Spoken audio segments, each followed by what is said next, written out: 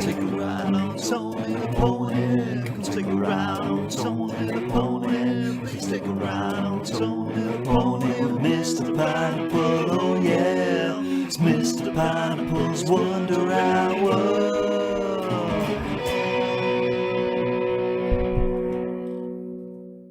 Hello and welcome to Mr. Pineapple's Wonder Hour, the show where we talk big pineapples, small pineapples, hairy pineapples, and everything in between, including OK Magazine. I am your host, Tony the Pony, and with me, as always, is the one and only, the incredible Mr. Pineapple! How are you? Rap. How are you, Mr. Pineapple? Gangster, innit? You're a gangster now? Yeah. Ah. Got my own crew. Yeah? Go around throwing pineapple juice in people's eyes. Oh, nice. Just especially the elderly and the young. Yeah. Because they're easy to get. Orphans as well. Well, it's tough to find an orphan because you can't really tell them, in the street unless, I personally think they should have a badge on saying I'm an orphan, throw stuff at me. Yeah. But I didn't manage to get that bill passed in government. That's a bit shit, isn't it? Said it impeached human rights, and I don't see where it does. Bastards.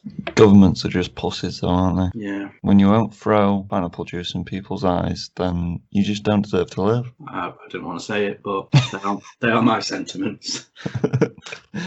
Well, yeah, I'm good. It's been it's been an all right week. Yeah, we had fun last night. We did a live stream, didn't we? We did our first gaming live stream. We're gamers now. It went incredibly well. The stream, not the gameplay. We weren't great. Nah. We were playing Fall Guys for anybody who wants to know. Yeah, we nearly got there, didn't we? I still am thinking about it. Yeah. It's haunting me, man. It's haunting me. It just weren't meant to be. It would have been my 7th episode win. Would have got that trophy for winning 7 episodes. Such is life, innit? Yeah. You can't always win at Fall Guys, can you? It's a hard game. It's a fun game, though. Oh yeah, it's all based on luck, really, isn't it? Mm. Especially the last, the one we kept getting. Fall Mountain. Fall Mountain, yeah. That was interesting. But we should be doing more of them streams, people who want to tune in. And if anybody has any suggestions of things they want us to play or whatever, don't send them to us, because we don't care. And we don't like you. But We do really. The streams will be on Saturdays, mostly. Mostly, yes. At around 10:30, 11ish. Yeah, we're going to do some streaming stuff, and we're going to do some also actual Let's Plays kind of thing. Yeah. Episodic. But yeah, with that said, should we get onto your hairy pineapple? Let me just finish my pretzel. Yeah. Healthy dinner. Healthy dinner, healthy mind, and all that. So, yeah, let's do your hairy pineapple, shall we? Let's do it. Well, last week's was the start of a new feature, obviously. Underappreciated things. And at the end of that ginger prick asked me how the Empire Top 500 was going. And I didn't appreciate it. I didn't appreciate it that one bit. No. Trying to undermine me, little bastard. Little fucking bastard. But yes, I had 150 left to view at that period of time last Sunday. Now I've got 146 left to watch. Ooh. Lasted out 4 in the past week, They range. Mm. Well, a couple of weeks back, I obviously mentioned that I watched La Dolce Vita, the Federico Fellini film. Mm. I watched another Fellini film that's on the list. His highest film on the list, actually, at number 51. Oh. Big boy number from 1963 called Eight and a Half. 8.5. Yes, because it's his 8.5 film that he'd made. Right. Yes. He co-directed a film, you see. Oh, right, okay. Yeah. That makes more sense, yeah. Right. It was shorter than La Dolce Vita, which I was grateful for. Mm. It was still a good, 2 hours, 20 minutes long, though. Boy. And it's a very semi-autobiographical film about a film director. Oh, God. It gets weird, and fantasy and reality blend. And I just, as I said, I don't really like Italian cinema. It bores me. I mean, they marketed this as sort of a comedy drama, but it didn't make me laugh at all. It just made me angry, mostly. I fell asleep watching this film. Was it too ambiguous again? It was just a bit shit. I don't like Fellini. I've said it there. It's done. Is there any more of his films on the list? I don't think so. I hope not, actually. I'll have a look tonight, and if there is, then we're in for a treat.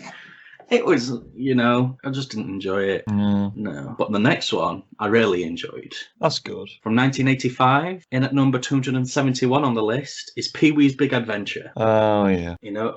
I've never everyone knows who Pee-wee Herman is, assuming a famous sort of character, man-child in many ways, sort of a... Plays Penguin's dad in Gotham as well, doesn't he? Yeah, and a woman he does in the other film, Batman Returns. Oh, yeah, he does, yeah. And the woman who starred in this plays his mum, Penguin's mum. So, but same director, innit, Tim Burton. Ah. This was his very first film he directed. It's probably my favourite film he's directed. I don't like Tim Burton. This film is not gothic in any way, so it's very playful, I described it to people as getting sugar blown directly into your eyes, but some of that sugar is cocaine. Yeah. It's about, weirdly, it's a homage to an Italian film called The Bicycle Thieves. Oh. About a man who gets his bike stolen, but in this he gets his bike stolen and he goes on a big adventure, to find it. There's a lot of weird, Tim Burton-esque characters in it. Yeah. There's a wonderful unexpected scare in it, featuring a lady called Large Marge, which I was a fan of. What a beautiful name. Yeah, it's just a really fun film. Very sickly sweet in places. But it worked in its favour. It's a film that you can watch with your kids, but you'd probably enjoy it more than them. Nice. Because it's marketed as a kids film, but there's some stuff in there that's Makes you think otherwise. Yeah, and I just highly recommend it. It's on Netflix at the minute for anyone who wants to watch it. 8.5's on Mubi, don't watch it. And the next film I watched is pretty much directly the opposite of Pee-wee's Big Adventure. Here we go. It's 1993's Schindler's List, which came in at number 44 on the list. Steven Spielberg's third highest film on the list, only beat out by Jaws and Raiders of the Lost Ark, which are number 2 and number 5, respectively. This was a good film. This was a depressing film. This film had a lot of dong and vagine in. Dong and vagine are the best things. There was way more tits in this film than I expected there to be. Yeah? Did you write down tits? And then you realised, oh, wait. I did. I just don't make notes on these films. You see, I just write them down so I remember. Yeah, obviously it's about a guy, Oscar Schindler, who saved some Jewish folks from Auschwitz. Death camp and showers, etc., etc. What I liked about it was how unsentimental it was for the most part. It was just pretty downright fucking brutal until the final few scenes, which got very, very overly sentimental for my taste. It didn't ruin the film for me, but sort of made me dislike it a little bit. I won't go into detail for those scenes if anyone's not seen it, but it is available on Netflix to watch currently for anyone who wants to watch that. And Pee-wee's Big Adventure do a nice double bill. Schindler's List's very long though, isn't it? Oh, it's like 3 hours 20 minutes long. I had to keep taking breaks. Yeah. It's just a very, very iconic Steven Spielberg film that everyone should watch at least once. I will probably never watch this film again, just because it's the subject matter, and I don't mind the length. I've watched a lot of long films. There's a lot of long films that I rewatch, but it's just fucking depressing. Yeah, being depressed for that long is not. Yeah.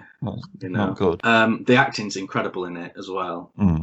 Especially Ben Kingsley and Ralph Fiennes, who plays a lovely, lovely Nazi man. He takes pleasure in killing. And as I said to you the other day, I've never been more attracted to a Nazi than when he's on his balcony of his villa, shirtless, and then just popping Jews off, mate, who aren't working hard enough for him. That did weird things to me. Oof. Maybe I've got issues, who knows? But yeah, I highly recommend it. It is something that everyone should watch at least once. And yeah, it's the highest film I've seen on the list in a long time, number 44. Oof. Much better than Fellini's films, because they suck. Goddamn Fellini, coming in my house, being on my TV. And the last one I watched, which you already know about, is 1987's The Lost Boys, which comes in at number 438 on the list. Now, this is what we want in a film. 93 minutes. That's what we want. It's about vampires and stuff. Directed by the late Joel Schumacher, who we talked about a couple of weeks back. Sadly passed away. You can tell it's directed by him because it's very stylish. Very much a case of style over substance with this film. It could have done with an extra 10-15 minutes to sort of flesh out certain aspects, that you can tell were left on the cutting room floor kind of thing. But it features a lot of pretty people, from the 80s. It's incredibly funny as well. Not as scary as I'd hoped for a vampire flick. Joel Schumacher, though, isn't it? Yeah. Ain't gonna be scary. Yeah, but he made a film move, and that's incredibly tense. I mean, it was... Starring the same guy. Yeah, it is. Good old Kiefer. Not Colin Farrell. No. But no, it was great soundtrack, wonderful makeup effects. Got to give him that. It just needed an extra 10-15 minutes to make it stand out. I'd put it in my top 5 vampire films, though, I'd say. But that's sort of lower end of that. But overall, a fun 93-minute film, which is just what you need sometimes after watching Schindler's List. But yeah, those are the films on the list. I've got a couple of others that I've watched throughout the week as well that I'll, like I do every time I give an update on my 500, I'll just tell you what else I've been watching non-list wise. What's your favourite vampire film? And why? From Dusk Till Dawn. No, it's Dracula Untold, mate. No. Charles Dance. I do love... Yeah, if Charles Dance was in every vampire film, yeah, but that film's not that... It's good, but it's not From Dusk Till Dawn or Stakeland, is it? From Dusk Till Dawn's pretty good, actually. Have you seen Stakeland? No. I highly recommend it. It's like a road movie, but with vampires. Oh. Got a pregnant woman in. You can guess what happens. Right, so I watched a Jackie Chan film that I'd never seen before this week, that I own like 8 times in this bedroom, but I've not seen it, called Heart of Dragon, also known as The First Mission. It's the film that he was making at the same time as Police Story, directed by Sammo Hung. What I like about this film is they play against type in many ways. It's pretty much the first film that he got to show off his acting chops. Sammo Hung does no kung fu or anything in this film. What? He plays a mentally disabled character who's the brother of Jackie Chan's character, who's a police officer. Well, let's hope it's not like the mentally ill in Wheels on Meals. There's very little action in this film. There's like only 2 action scenes, pretty much, the beginning and the end. At the beginning being a sort of training exercise that Jackie Chan and his team are on, and the Sammo gets kidnapped by some bad guys, and Jackie has to go and do some saving of him, But they really get to act in this. It's quite harrowing in places. It's like, oh shit, this is all right, mate. Yeah, I'll have to give this a watch. Well, I do like it when Jackie gets to act. There's a few bits of dialogue that won't be allowed to be written today or spoken, but it's wonderful. And it's brutal, man. You see Jackie Chan's fucking people up with a machete at one point in the end. Fucking Jesus. It's one of the only ones from the 80s that he made that's an 18 and over. Oh. Yeah, it gets brutal, but they get to show their range, which I enjoyed. In the Japanese cut of the film, though, there is a few added fight scenes that were cut from the Hong Kong cut, which is the one I watched. Because Japanese audiences like violence. Yeah, they like that shit, don't they? Yeah, but I highly recommend it, man. I'll borrow it here once you've watched the rest of the Sammos. Yeah. You're a fanboy of him now. Yeah, I am. Yeah, I'll borrow you Dragons Forever as well. He's like Jackie, but fat. Yeah, pretty much. But that's a wonderful film for anyone to... It's not on Netflix or anything, but buy it on Blu-ray. Yeah, you motherfuckers. Or VHS. Get it on Laserdisc if you've got a Laserdisc player, But the last film I've seen, well, I watched this before Schindler's List and Lost Boys, was a cheeky little Bollywood number from 1965 called Gumnam, which roughly translates to unknown. Is this on Netflix? No, it's on Mubi. Oh, I think I've seen it before somewhere. It's a sort of very loose adaptation of the Agatha Christie novel, And Then There Were None. The one where they get to an island and they get picked off one by one. It's been done in every fucking medium ever, Yeah. But this is the added fun of Bollywood dance and song numbers in amongst the murder. Nice. The opening song is amazing. I've been listening to it a lot, like almost too much, that I know the full lyrics to this 6-minute long Bollywood number, and it's just delirious, man. It's fucking insane. Yeah. Bollywood's strange, isn't it? I've not seen too much Bollywood cinema. Have you seen Singham? No. It's like Die Hard, but Bollywood. Okay. You need to watch it. You'll love it. But this is insane. A little bit too long. 2 hours 20. They stretched it out a lot, but the acting's atrocious, and I love it. And the translation for the subtitles is just insane. It's wonderfully delirious, but in the right way. And the musical numbers were all great. It's everybody's smoking. They'd all have lung cancer by the end of the film. Yeah. And they're all drinking all the time. And there's at one point a bunch of them have been picked off, so the women get drunk and just start having a party and stuff in the middle of this murder, scene. And it's just, love it. It's glorious. At one point, there's just a random noose that appears out of nowhere and strangles someone. What? It's just, I mean, you can from the get-go, you can tell who the bad guy is, because the disguise is possibly the worst thing I've ever seen in film. But it's glorious. It's on Mubi currently for anyone who has the subscription. It's Bollywood cinema, man. Good shit. Bollywood cinema. I only watched 68 films last year. That's all. Because depression and all that. It was a bad year for me. Yeah, it was. But I've watched 92 films this year so far, so I'm back on track. I've mostly been shit Marvel films, but I'm back on track. Oh boy, Marvel. So that's I have 146 left to watch. I'm sure in the coming weeks there'll be less. Hopefully, no more fucking Fellini. Speaking about Marvel, though, that is our big pineapple. It is. The next 3 Marvel films: Avengers 2. That's Age of Ultron for anyone who wants the actual title of it. I can't be arsed for that film. Ant-Man and Captain America, apparently. Civil War. Oh, It's Captain America 3, mate. Is it actually called Captain America 3 Civil War? No. So why are you lying? Thought it'd be funny. No. Should we get onto small pineapples and that? I feel like it's the only logical step for us in this day and age. Yeah. Trailers time. First trailer we're kicking off is Robin's Wish. Yes, a documentary on the death of Robin Williams. It's about his sort of final years, weeks. Yeah. It don't really explain how far back it's going to go, really. No. I think obviously there'll be things about his whole life, but... Oh, yeah, it's going to give more about his last film and his last kind of days, like you said. But it looks interesting. Actually gives a more in-depth look than just, he committed suicide.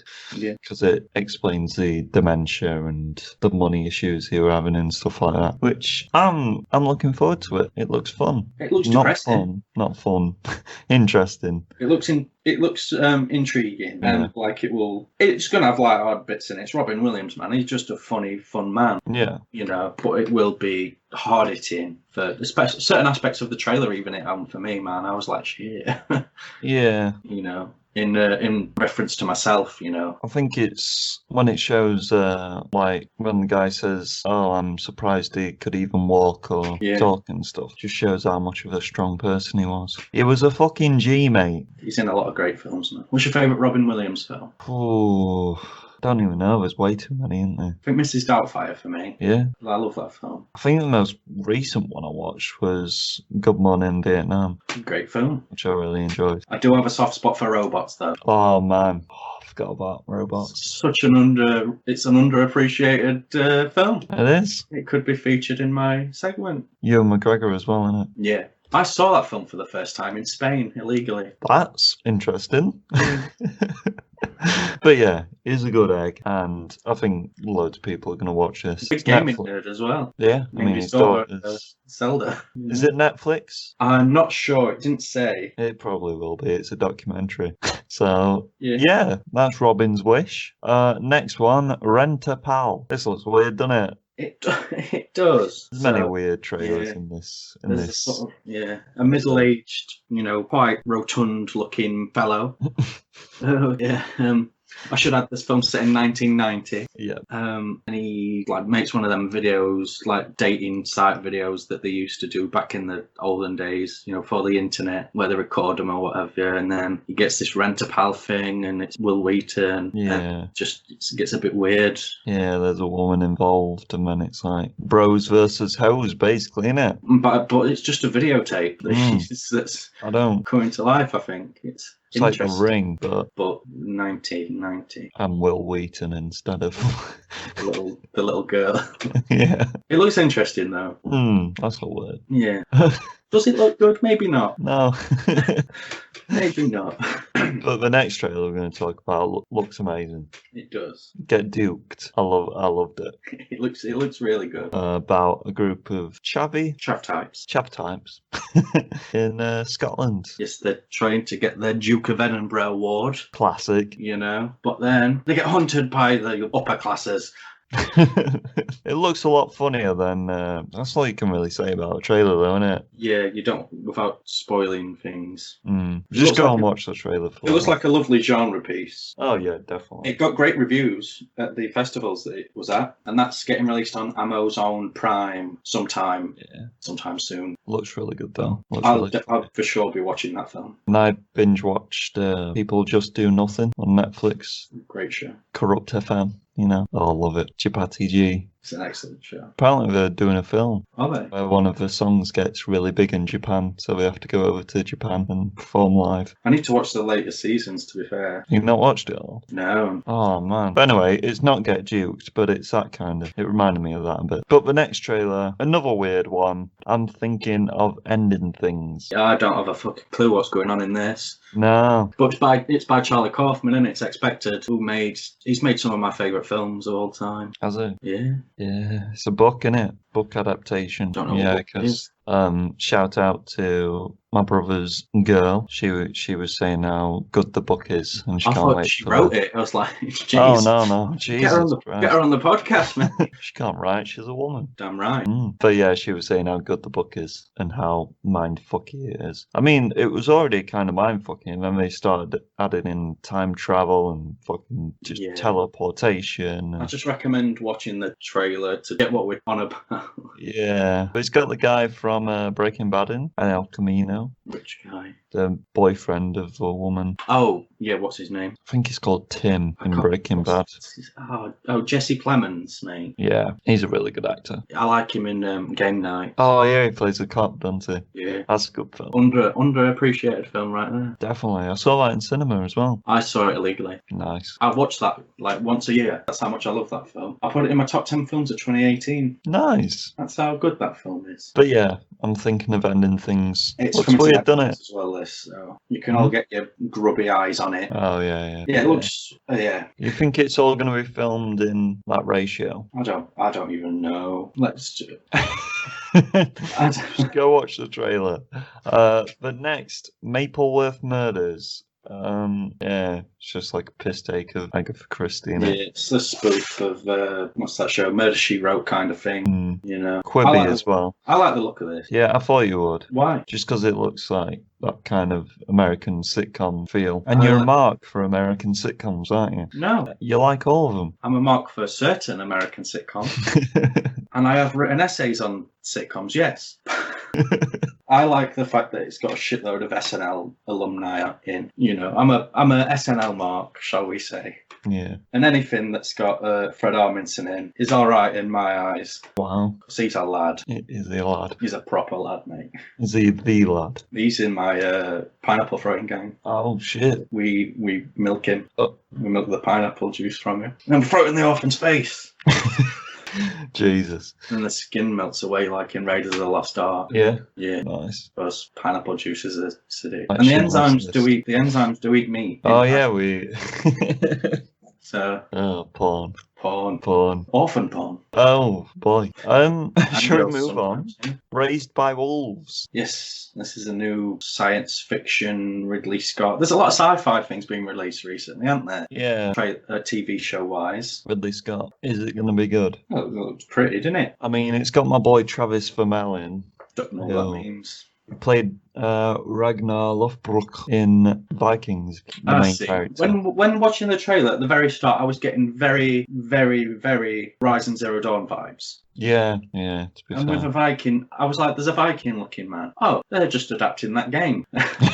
Yeah, he's the guy with the long white coat. Yeah. Oh god, he's a beautiful man. He's got beautiful eyes. He was a pretty man. I'm not gonna lie. Yeah, I'd put him in a homeless shelter and touch him. So yeah, this show looks like some kind of apocalyptic event has happened, Yeah, and then there's a big robot lady. Is she a robot or is she just silver?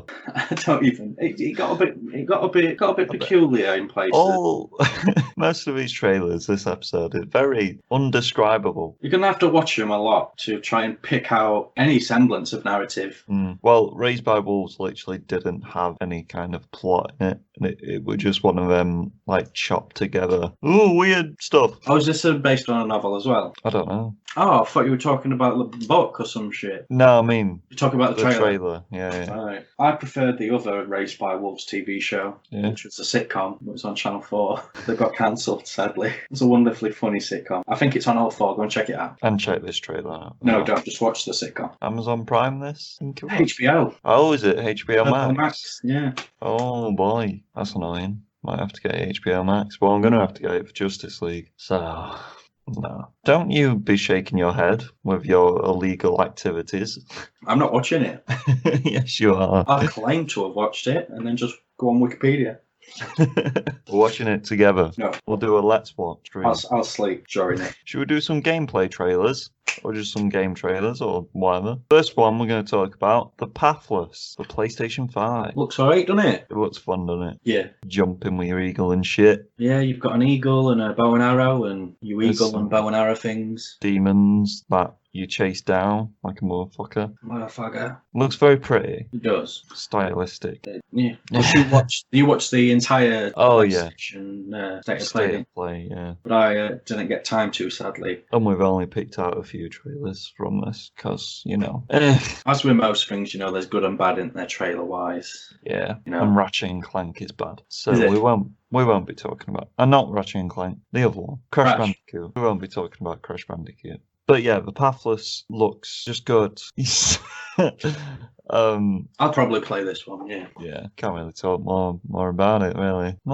These trailers, man, they're all good trailers, but they're hard to talk about. Yeah, it's been a good week for trailers, as in content-wise, but a shit week for trailers in trying to explain anything. Yeah. Except this next one's a bit more easy. Yeah. Godfall got an in-depth gameplay look. You not like this? You're not a fan? Do you not like hack and slash games? I've played this game before from the trailer multiple times. What game is it? Just every game.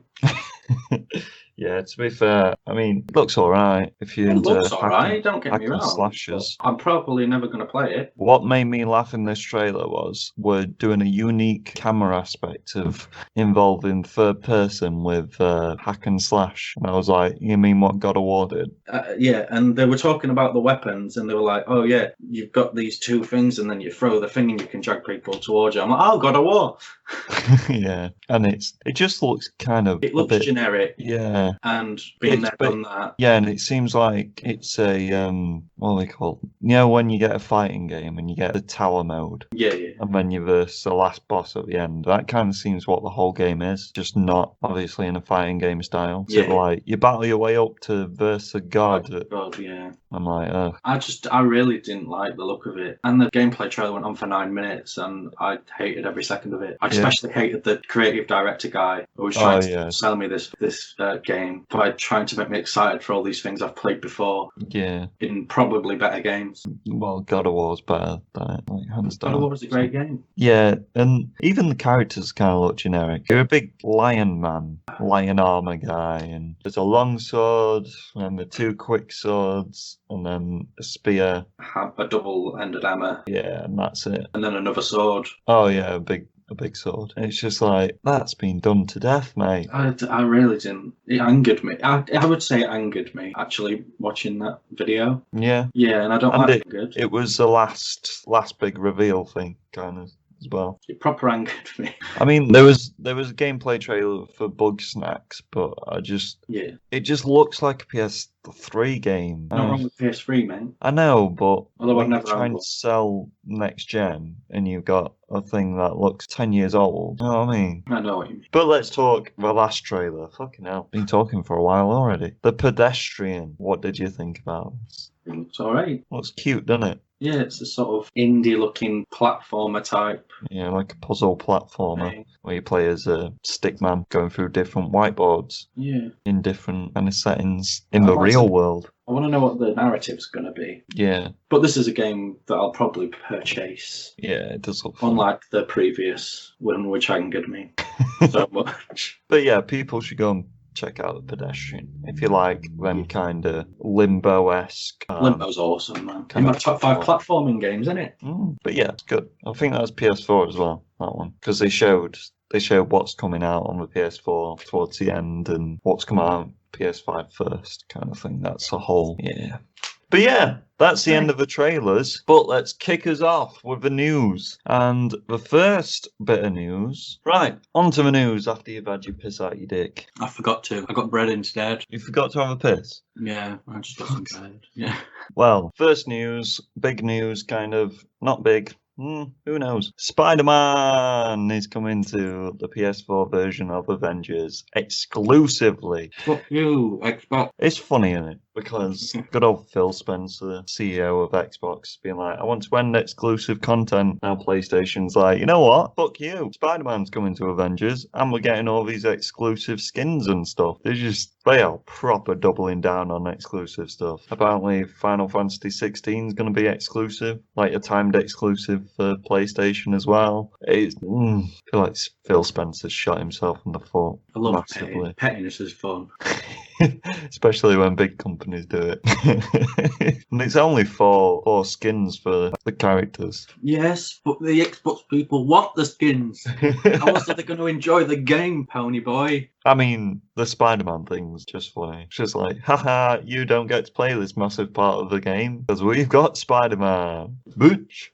Maybe Microsoft will be able to get an exclusive character. They'll buy Plastic Man. Don't even know if he's Marvel. It's DC, man. Shit. Oh man, it's funny, isn't it? I do love Plastic Man though. That's why I said him, innit? Yeah. Be cool if Microsoft got their own exclusive though. Be like what they used to do with Soul Calibur, the fighting game. And then Nintendo Switch can even throw in there. Just put Mario into the Avengers game. I'd pay for that. Yeah, even without a Switch. Yeah. Nice. But we got more gaming news. A few episodes ago, don't know how many episodes ago it was, we talked about the rumoured upcoming DC games, the Suicide Squad game and the Gotham Knights, I think it was, that we talked about. Rocksteady have now confirmed the Suicide Squad game's real. They put out a picture of Superman, good old Superman, and then he had a crosshairs. Although it might not be Superman. Oh, Superman's dead. Because you don't get to see him from the front, do you? That's true, but I do want to kill Superman, so... I just don't want to play this game. Why? I just don't like Suicide Squad. I know, but it might be a better version. It might go down the route of the actual comic team, not thrown together David Ayer squad. It's Rocksteady though. I'm excited. I'm a big Rocksteady mark, so... You know. are. But yeah, that's obviously going to be at the Fandom event.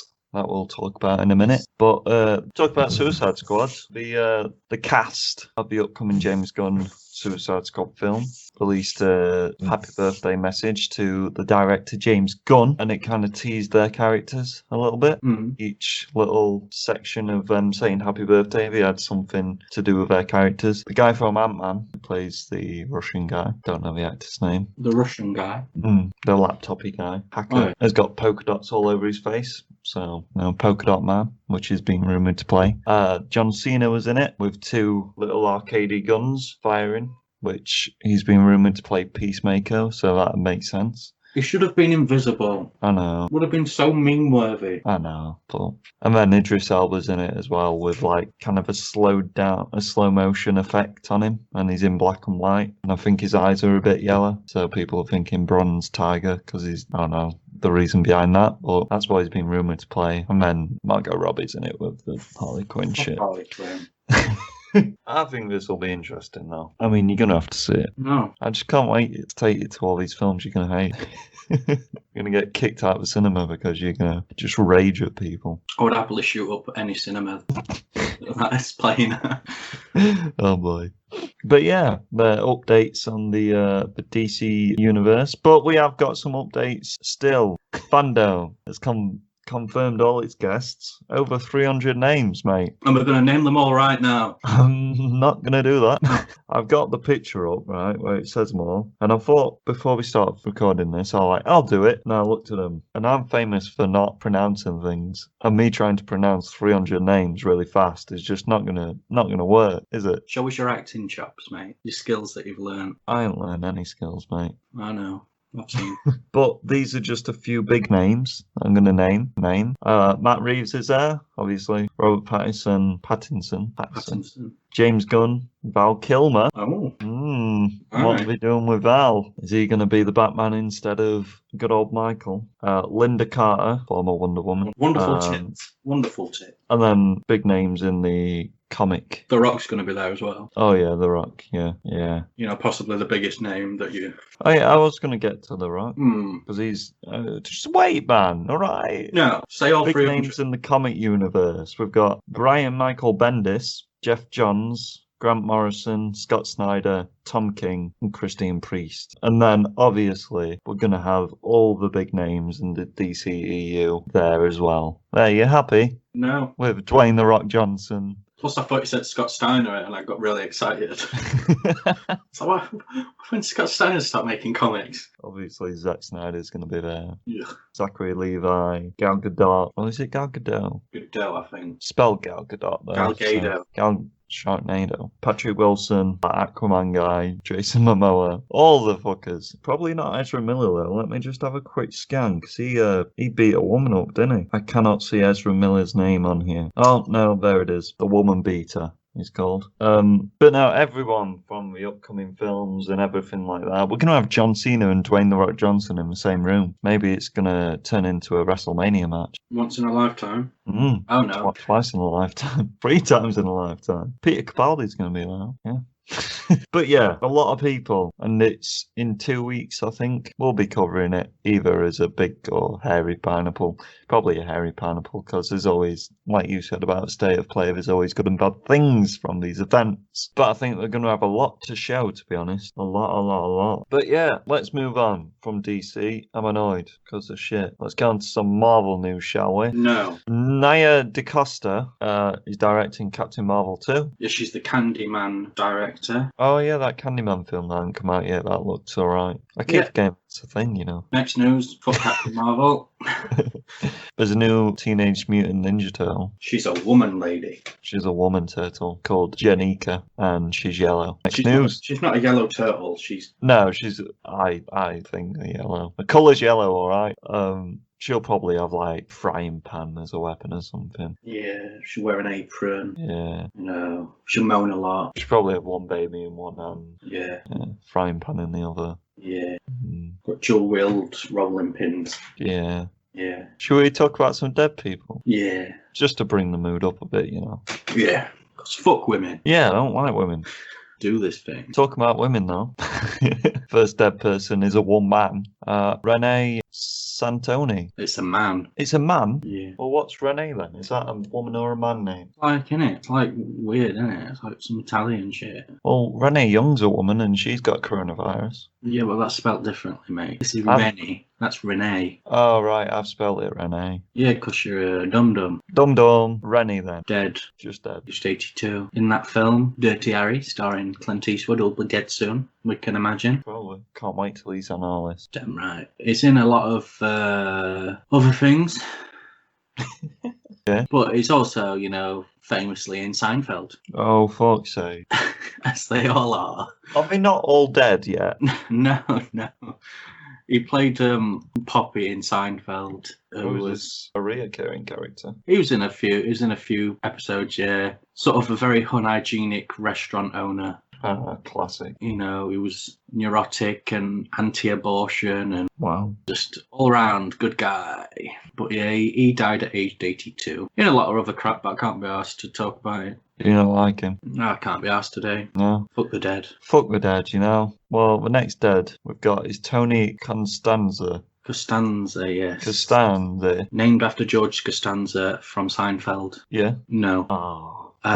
Because he was born many years before it came out. How old But yeah, were you? he was 52. 52? Yeah. 5 and 2? No age. He was the original drummer in the band Machine Head. You know, wonderful, wonderful metal band. Are they? Yeah. Oh, okay. Sounds like you're masturbating, mate. Yeah, dead people. Yeah, but he's dead. You really don't like the dead today, do you? Next dead is a woman, though. Yes. Daisy Coleman. Daisy Coleman, age 23. Oh. Suicide. Oh, shit. Yes, she was on the.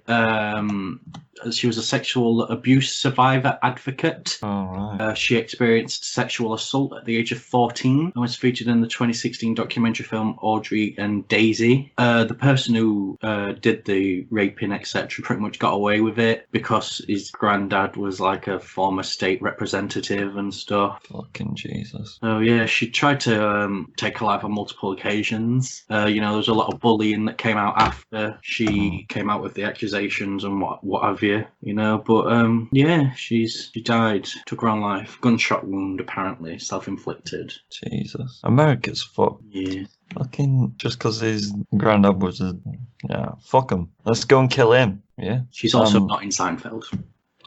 Well, too young. And the last dead person, Brent Carver. Yes, he was 68. 60. Yeah, famous for his performances on Broadway. You know, he won a Tony Award actually for Best Leading Actor in a Musical. Oh, Tony the Pony Award. For being in Kiss of the Spider Woman. Right. You should know all these things. That's something, isn't it? Boy, he's also in a few TV shows and films and what have you. No Seinfeld. Yeah, he weren't in Seinfeld. Now he's dead, so he can't have died happy. Jesus.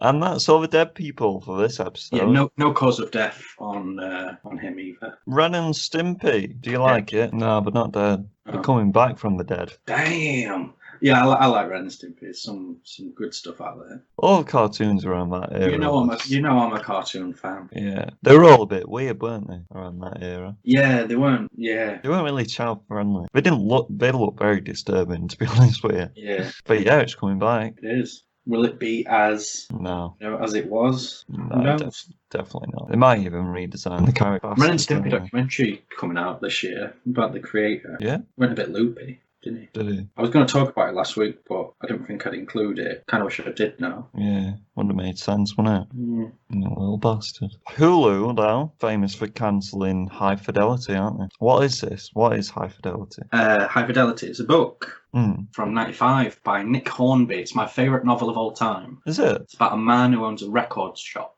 and likes making lists. I think you told me about this, actually. Yeah, and it got made into a wonderful film in 2000, which relocates it from London to Chicago. Right.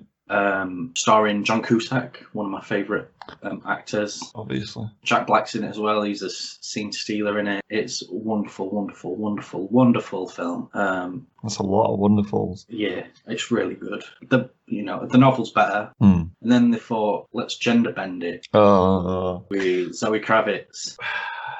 Let's take the film and the book, and let's not aim the TV show at the demographic who likes them, and then wonder why it gets cancelled. Yeah. I mean, it's meant to be a decent show, don't get me wrong. But when you gender bend things, they just instantly get cancelled.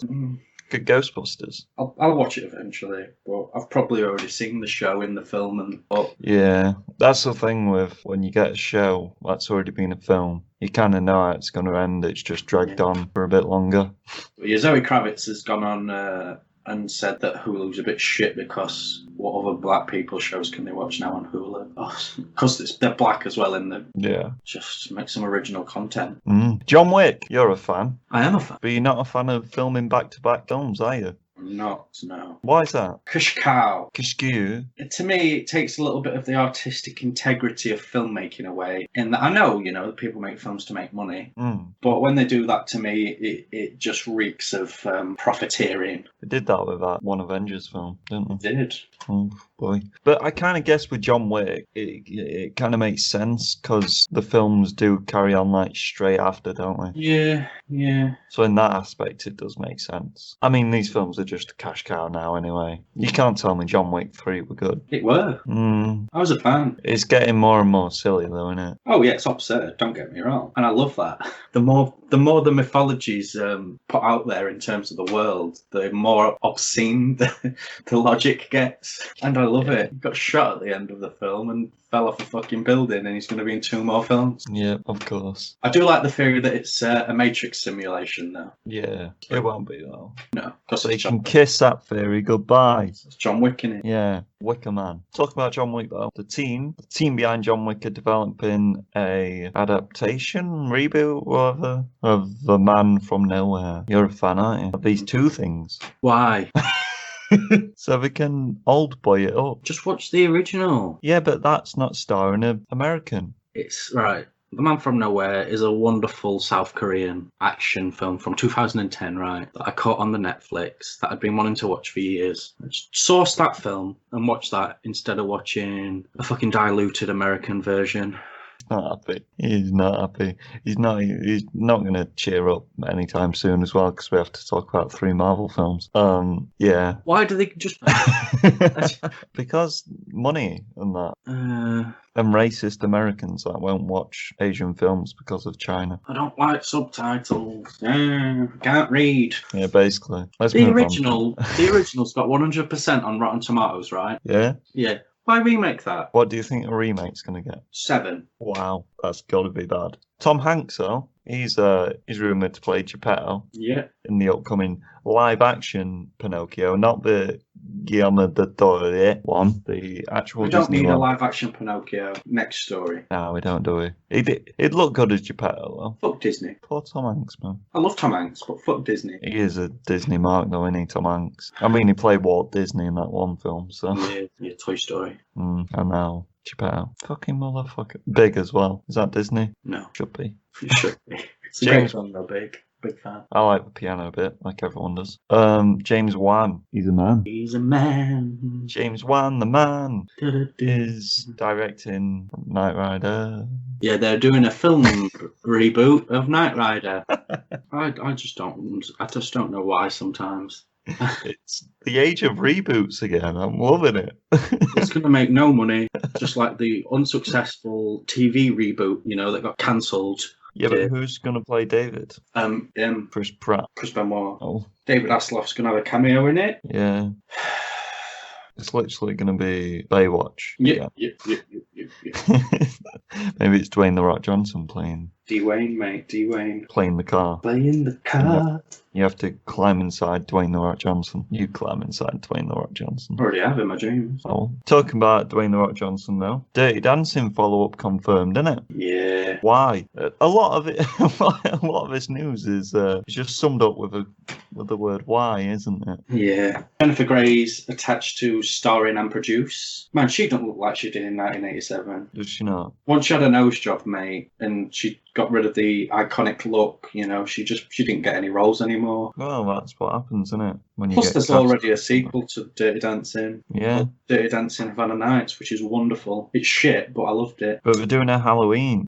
Forgetting about that sequel. Oh, Dirty God. Dancing 2. Patrick Swayze's dead, so is most of the cast. It's just going to be, it's actually Ghost. It's a Ghost sequel. Yeah, we're That's going to what it is. recreate him. That'd be weird, wouldn't it? No, what it's going to be is a teen comedy about her grandchild wanting to become a dancer. And then a botched abortion. Yeah. Well, speaking about someone who isn't in the DC fandom, Ben Affleck, he's gone back to directing Annie. Yes. He's going to direct the Paramount film about the film Chinatown. It's about the making of Chinatown. Yeah, what is Chinatown? Chinatown is a film noir, Mm. 1974, directed by well-known child rapist Roman Polanski Oh, gets he's- standing ovations by the Hollywood elites and the actors, even though he raped a 13-year-old girl. is he still in hiding? He's not in hiding. He just don't go to places where he's going to get extradited to America. He still makes films. Does he? Yeah, that's why he gets standing ovations and shit still. Jesus Ridiculous. Christ, that is- So fuck Roman Polanski and fuck Ben Affleck and fuck Chinatown. Even To though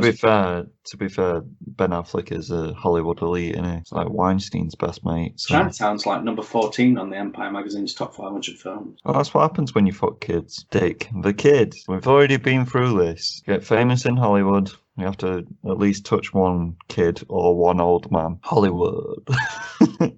No, but should we get onto our OK magazine section? Gossip time. Talking about Ben Affleck, the kiddie fiddler. He's been banned from the premiere of No Time to Die, hasn't he? He has, yes. I mean, I don't think there'll ever be a premiere, but From what I hear, it's just going to be like a celebrity-only event type thing. So there's going to be like no fans, you know, at the red carpet or whatever. Yeah. But yeah, it's because of his ex-lover is in the film or something. And I thought it was his current lover. is it his current lover? Well, why wouldn't she want him there? No, it's because they fear that their relationship will overshadow the premiere. Oh, what? I think what's going to overshadow the premiere is Ben Affleck's massive back tattoo that he's going to show off to everyone.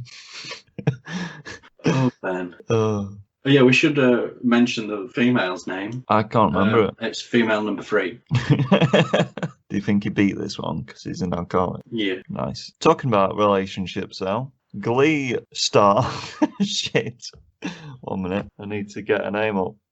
Glee star Jenna Ushkowitz The Asian one. is now Well, engaged You know, and getting married to boyfriend David Stanley. not my uncle. Not Mr. Pineapple's uncle. Next bit of news.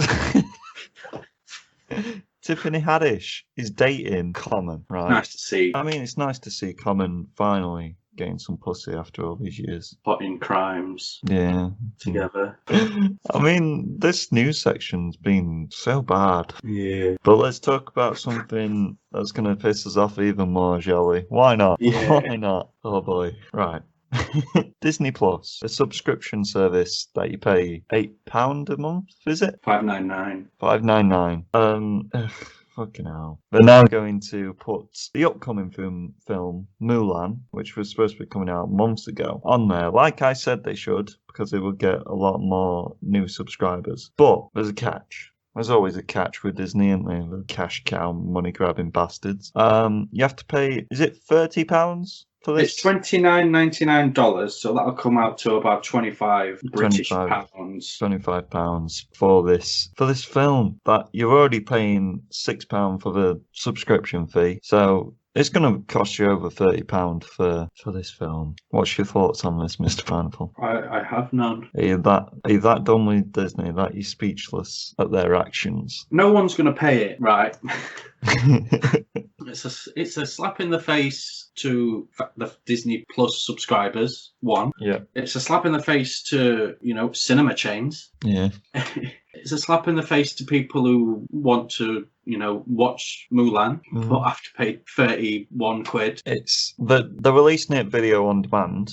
However, you have to pay for their subscription service. Do you think they're going to get that much backlash that they're going to make it just video on demand? I don't know. If I was a subscriber of Disney Plus, myself personally, I would cancel my subscription. In response to this, Yeah. And then I'd go and find Mickey Mouse and set him on fire. would you tie his tail to a car and just No. watch him get dragged down the street? I'm doing it in front of a bunch of kids as well. Nice. I'd be like, that's what happens. It's a shame as well because Mulan looks decent. Yeah, it's got Jet Li and Donnie Yen in, and Jima from that awesome film Rush Hour, and that awesome film Rush Hour 3. But that is the end of the news section. Sorry, Fuck it's been. Disney. You're saying fuck Disney, but we're going to talk a lot about 3 Disney films, aren't we? So. Yep.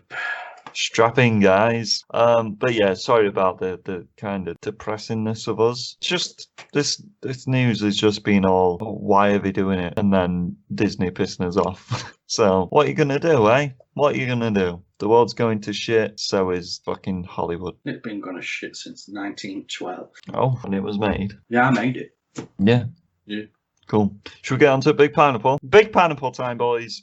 Age of Ultron, that other film and that other film, but we're going to start with Age of Ultron first, aren't we? Stats. Let's get pumped. 2015 was the year it was released. 7.3 out of 10 on IMDb. Do you remember when? It's a big number, isn't it? We used 76% on Rotten Tomatoes and 66 on Metacritic. They're higher than I expected. Yeah, well, 91% Are you like ready? this film on Are Google you users, so I'm just giving it a thumbs down. But they're all seated. Yeah, probably. Release date 23rd of Wrestling April Mark. on the year I said before. Director, that one guy. Jossie boy. Yeah, budget $365 million US. That can't be right. It's Google. This mate. film We're should going look off it. better for that amount of cash. This film should look so much better. Box office 1.4 billion. I'm sad because I gave money towards Same. that number. Same. Featured song Heroes. Sure. by David Bowie. Because I don't Definitely remember not. that. Let's click on it. Don't know. It just comes up with a cast when you click on that. Yeah, let's say David Bowie. Why not? He was in the film. Yeah, we're doing this how we always do it. You should be used to it by now. If you're a new listener, fuck you. Very, very aggressive.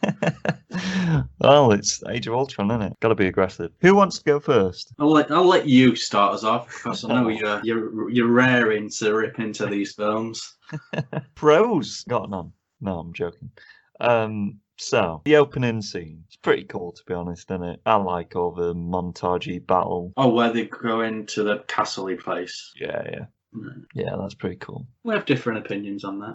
There's bits inside that, the dialogue specifically, that is horrible. But I like the little action scene at the start. The first bit of Quicksilver and Hawkeye banter is alright, I guess. I mean, it's one of them Joss Whedon things when it goes on for way too long. I liked the espionage feel. I like espionage, as you know. Yeah, because in this film they actually seem like they're the Avengers. Because obviously in the first Avengers film it's like an origin, It's an Avengers origin. and then in this one like they're an actual team instead of being like, oh you bitch, I'm better than you. I mean there is some of that, but I really love in this film all the mind fuckiness from Scarlet Witch, because she doesn't do it anymore. Apparently forgets that she can confuse people, and that's replaced by Mantis. Yeah, this is the only film where we get to see like the Avengers, the main team, actually work together. Who's the boss? That's a TV sitcom from the 70s and 80s. I don't know why I put that. I think Probably a line. You're referring to who's the leader, perhaps, in the Avengers? No, because it says who's the boss, so I'm guessing it's a line that they say. Right.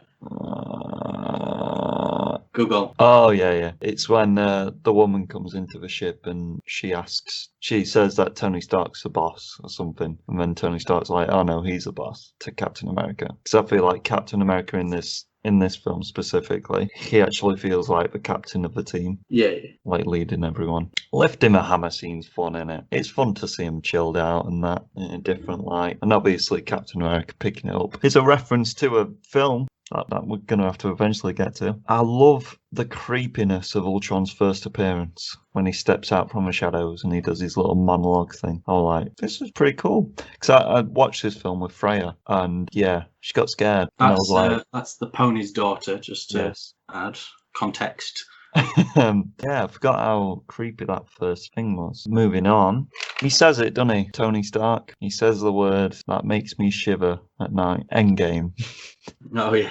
He says that's the endgame, and it just made me go, oh no. I hate the Russos, man. They've made a great film. They've made two great films, I think. James Spader? Yeah, who James plays Spader. Ultron. Wonderfully He's re- creepy, man. He's in a lot of really creepy good. cinema anyway. Yeah, it's so annoying, right? Because he's so good as Ultron, but oh boy, Ultron didn't need to be in this film.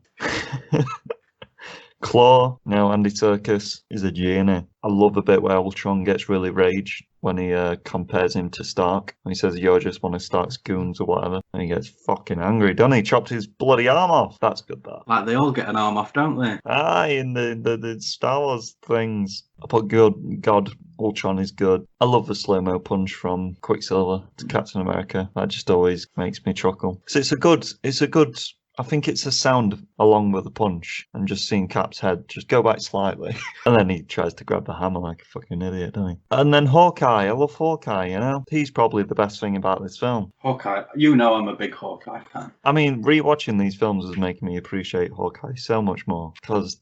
Oof. And then we get some sexual tension between Captain America and Iron Man, don't we? Which we will talk about later on in the last film we're going to talk about. Oh, fuck me. I like how Captain America can just take on Ultron like his note. Spears him through a fucking train and that, doesn't it? Big boy. And then Quicksilver is the only one who cares about innocent people dying because he's moving everyone out the way of the train. Shit, doesn't he? Captain tells him to. Does he? Yeah. It's like, you move them out of the way of the train, you stop the fucking train. Ah, right, okay, fair enough. And then he's just there with his shield like, I, Pope.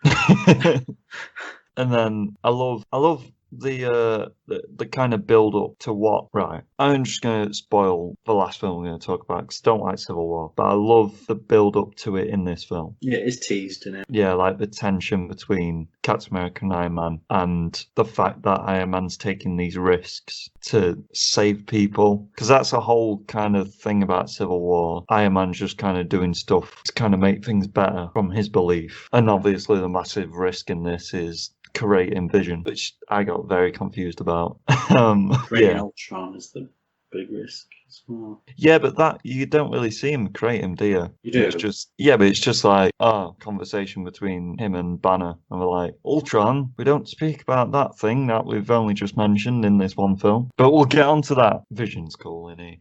It's probably Vision's best film. No, probably it's Hawkeye's best film as well. And then I remember War Machine's in the last fight. He comes out of nowhere, doesn't he? I was like, fucking hell, he's in this film. All right. And that's the end of my pros.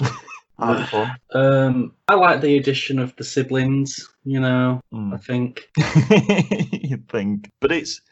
I'll get onto it later. I like in the opening bit where Stuckers says to his sort of like second in command guy, he tells all the people to carry on working or whatever because they're not going to surrender or whatever, and then he says to his second in command, I'm going to surrender, like under his breath. Yeah. I enjoyed that sneakiness, but that was pretty cool. I just wrote 4 as a lad. I'm assuming that's in reference to something. In the first fight. I'm assuming so, because it's like the 6th thing I wrote. He's a lad, though. You are correct. Yeah.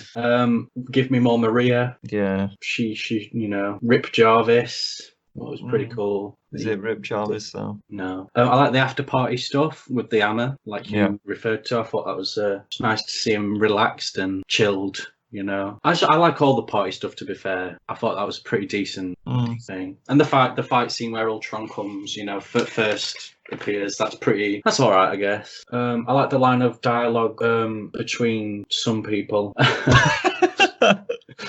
Where Banner says, only when I create a murder bot. That line amused me, Andy Serkis is good in his brief sort of almost cameo type appearance. I like the headfuck stuff, like you said. In Nat's Vision, they have a wonderful actress in it called Julie Delpy.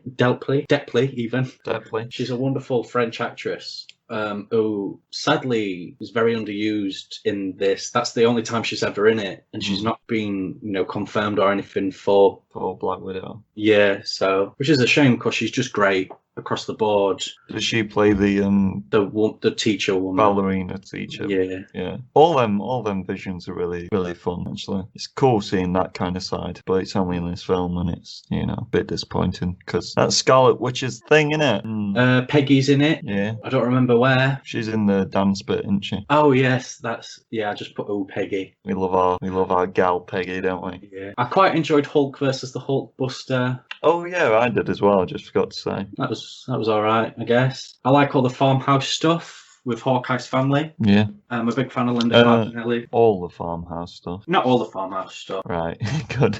I'm a big fan of Linda Cardinelli, who plays his wife. Yeah. She's wonderful. She's in lots of great stuff. Nat can't have kids. Do you like that? Yeah.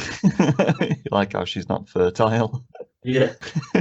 I like the line that Banner says to Scarlet Witch, "I could choke the life out of you and never change a shade." I like that sort of angry Banner. Bit weird though, isn't it, when you think about Yeah. it? I like it when Hawkeye's saying nobody would know, when in reference to Oh yeah, killing Quicksilver. Hawkeye's really good in this. Don't know what that says.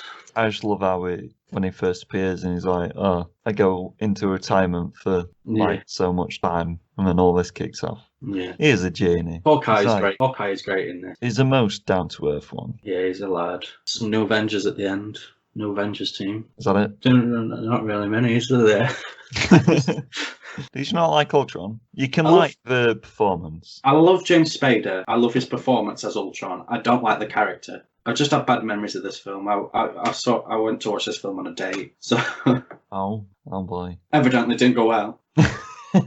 Is it because you laughed at Nat being? Yeah, I stood up and started clapping. Lovely stuff. No, but by that I mean I like the sort of character backstory bit. Like they make them all infertile at the place, so they have nothing to tie them down. Oh right, okay. Not just that she can't have kids. Yeah, I get what you mean. Yeah. I'm not a complete bastard. Shall we talk cons then? Yeah. Right. Language. I have written that down too. As we discussed in a previous Marvel episode, Cap swears, doesn't he? Yeah. Quite a bit in previous Marvel films. Is it in Avengers as well? It is.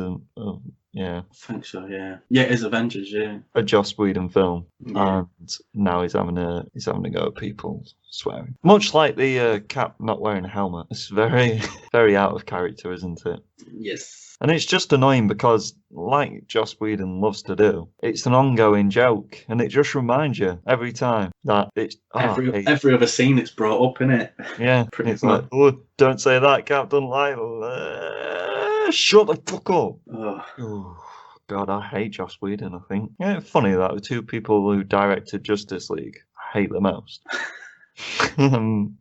Right, when we're in the base and the Nazis realise that the Avengers are here, there's a very camp guy who goes, "The Avengers!" And you're like, what the fuck is this? And I just don't understand it. I don't...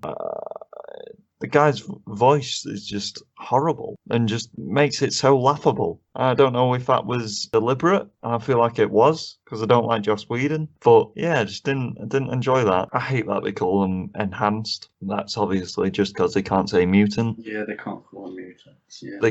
They didn't have to call them. They didn't have to label them. Like, people have got powers in this universe. You've got powers, mate. Are you enhanced? You don't call your fucking self enhanced, do you? Why would Iron Man, right, go into this super secret Nazi base without any armor on? Don't make sense, does it? No. Literally gets out his armor to push this super secret door open and then walks down and gets mind fucked by anyone could be in there. Sun's getting real low, big guy. Oh boy, that's all I have to say, innit? I don't know if I hate the line or the thing, or if I just hate that it's Black Widow doing it. There's a weird quick step from Scarlet Witch the first time you see her in action. When Captain America runs up the stairs and sees her, and she does this really weird walk backwards that's really quick, and then the doors slam. Yeah, I don't understand that. What's that about? Yeah, I never understood that. It's just to make her look scary. I'm like, oh, she's a witch. But she doesn't do it any other time. She could do. That'd be very useful, but she doesn't. There's a lot of things that she doesn't do that'd be very useful in the future. And then I put so many little Joss Whedon lines in this movie, isn't there? Which one specifically? Hey, all of them. Oh man. But the problem with this film that I've got mainly is there's no prior mention of Ultron. It's just like, right, this film is basically Avengers, but with a massive robot instead of Loki. Yeah. Literally. And God, this film's bad, isn't it? The conversation between Ultron and Jarvis should have been robot arm versus old Iron Man armor. Robot arm, mate. I wasn't a fan of the two glowy orbs talking to each other. It just seemed weird. Yeah, same. And then the blue shocky orb I just didn't understand it. I don't know why the blue orb was even there. There's so many things in this film that are explained, but so bad. Like you're just like, no. But God, this film is badly written. Why is Black Widow behind the bar at the party? Women have to serve men. That's literally it. That's maybe. Black Widow and Bruce Banner. Bruce Banner? Bruce Banner. You got mixed up with Bruce Wayne there, mate. Yeah, a little bit. Falling in tits. Oh, yeah. Classic. There's a lot of tits in this film, kind of things. A lot of cleavage shown. Oh, yeah. Especially. Even Maria Hill, I think. They're all very, very, very chesty. Oh, Joss. You're a bad boy, aren't you? So when Iron Man needs his armor, he doesn't summon it in the fight against Ultron. I don't understand. Oh, when he just jumps up and stabs the fucker and he jumps Yeah. on. Yeah. Yeah. You're in your Avengers facility. This Ultron is an old Iron Man armor. You've got Iron Man armor. You got multiple Iron Man armors. Yeah, most of them are fighting you. I put Pinocchio thing kind of works until they put a little clip in of the actual song. Yeah. I understand it's relatable because obviously Ultron was a product of Tony Stark and now he's got no strings and stuff. But then they just put like a little clip of the song at the end and I'm like, oh, Disney. Was this the first like fully Disney one as well? I'm not sure. Ultron is wasted. Ultron is a big villain in the comics, and he's just another generic fucking want to destroy the world because humans are bad, and I hate that. And then I put every MCU film set on Earth as an Iron Man film. It just can't escape Tony Stark. Even the Captain Americas, they've got Howard Stark in, and he's responsible for something. It's ridiculous. It really is. The MCU timeline. Don't know why I put that, but apparently it's fuck. Oh, that's Wakanda in that. But we'll get onto that, I guess, when we review Black Panther. A lot of being kicked through windows in this film. Not a lot of jumping out of windows. A lot of people, innocent people, die in this film for sure. Yeah, guaranteed. Yeah, a lot. Probably the most in an MCU. Well, actually, no. And then I put, wait, what the fuck is Ultron? I thought he was a Mind Stone that infiltrated Jarvis. You help me out with this. But it's still bullshit. So Ultron's the thing that Tony and Banner have created, right? Well, that's in development apparently, and then they bring it to life with the Mind Stone. It becomes this blue orb because of reasons, and then it zaps Jarvis, but it doesn't kill Jarvis because Jarvis gets put into the mainframe for reasons, and then Ultron puts himself into Iron Man armor, and then upgrades himself somehow, and then when the Mind Stone's put into Vision, he survives. He's still alive because they need a bad guy in the film. But because the Mind Stone's now brought Jarvis back, wouldn't that make Ultron die? No. Because Vision is a living embodiment of the Mind Stone. I don't like this film, mate. Why does Thor go into a pool of water? So he can get his shirt off, darling. The explanation for it, again, is garbage. He just finds Eric's Schlüterblug, and then he's like, I've got to go to his pool, because it's an ancient pool that's going to zap me and shit. Let's go! And then he... I don't even know why he does it. He has a vision of Heimdall screaming at him because of Scarlet Witch, and then he's like, I need to go. Because he sees the Infinity Stones in his dream. Right. And he needs to investigate it. In a pool. Yeah, to get the shirt off. In a cave. In a cave. Oh, man. Why can Ultron pick ground up? Yeah, that confused me. Flying truck, flying Black Widow into the fucking plane where she flies with. I'm done.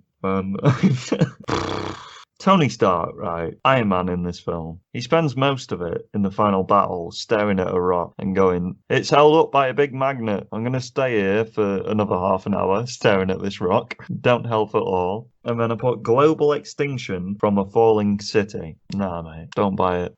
One city is going to wipe out the whole population on Earth. Circle 5. It's just this film's just Avengers 1. Then in the Circle 5 we have a fucking weird portrait camera angle when Thor kicks a robot, and then it switches back really quick, and I'm like, what? was that Quicksilver's death. I don't care about him. And then at the end, with the team up of the new Avengers, there's a big gap off to the left, and that's because they were gonna just plug in Captain Marvel for laugh, cause explanations and that. Joss Whedon wrote this film, and he directed it.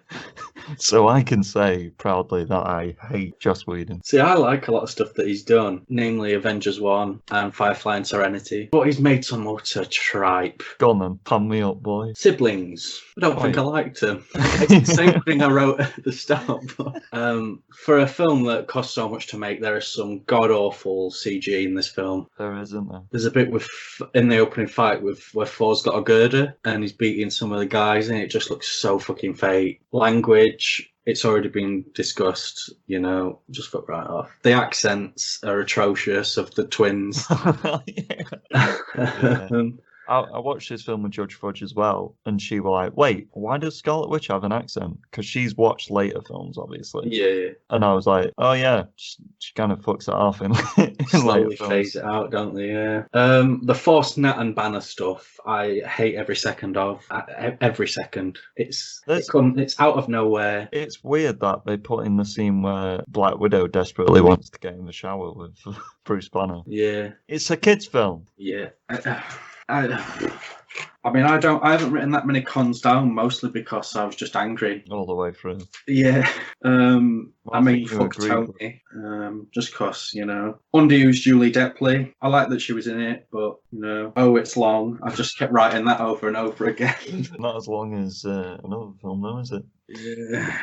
Just a bit boring. Mm. Oh, rip fast boy. He would easily get out of the way of those bullets. Definitely, when it shows you bullet time earlier on in the film. Yeah. So, yeah. Who's worse, Quicksilver in this or the Flash in Justice League? Oh, Flash. Because he trips over. Flash. Big time Flash. And he punches women and stuff. So. Yeah. I mean, just fuck this film. Yeah. Should we do that thing that we do at the end? Forgot what the word is, mate. I mean, right. I'll not talk about no. I think you've agreed with most of mine. Yeah. The question. Go on. Ultron, right? Why give him Tony Stark's fucking personality? Yeah. It just makes no sense. Because he was made by Tony. I understand that. But he doesn't put his personality into things. Yeah. It's... He was programmed to be a protector, and then literally the whole reason why Ultron's bad is because he saw how humans react in wars and conflict. And then he was like, you know what? Kill them all. He's like a shit Thanos. And it should have been more than that, and he probably should have been made by Hank Pym, like the comics, and not Tony Stark. It's what happens, isn't it, when you create universes without Based off introducing one character. everything? Yeah. The big question that I had for this, right? Imagine if they had to the X-Men. What would you think this film would look like if it was Magneto instead of Ultron? And they went down the route of these free enhanced people, like showing how the Avengers are bad and trying to overpower him. That could work. Because it seems very much like, especially when Ultron dies, when she rips her heart out of him and she's tearing up for some fucking reason.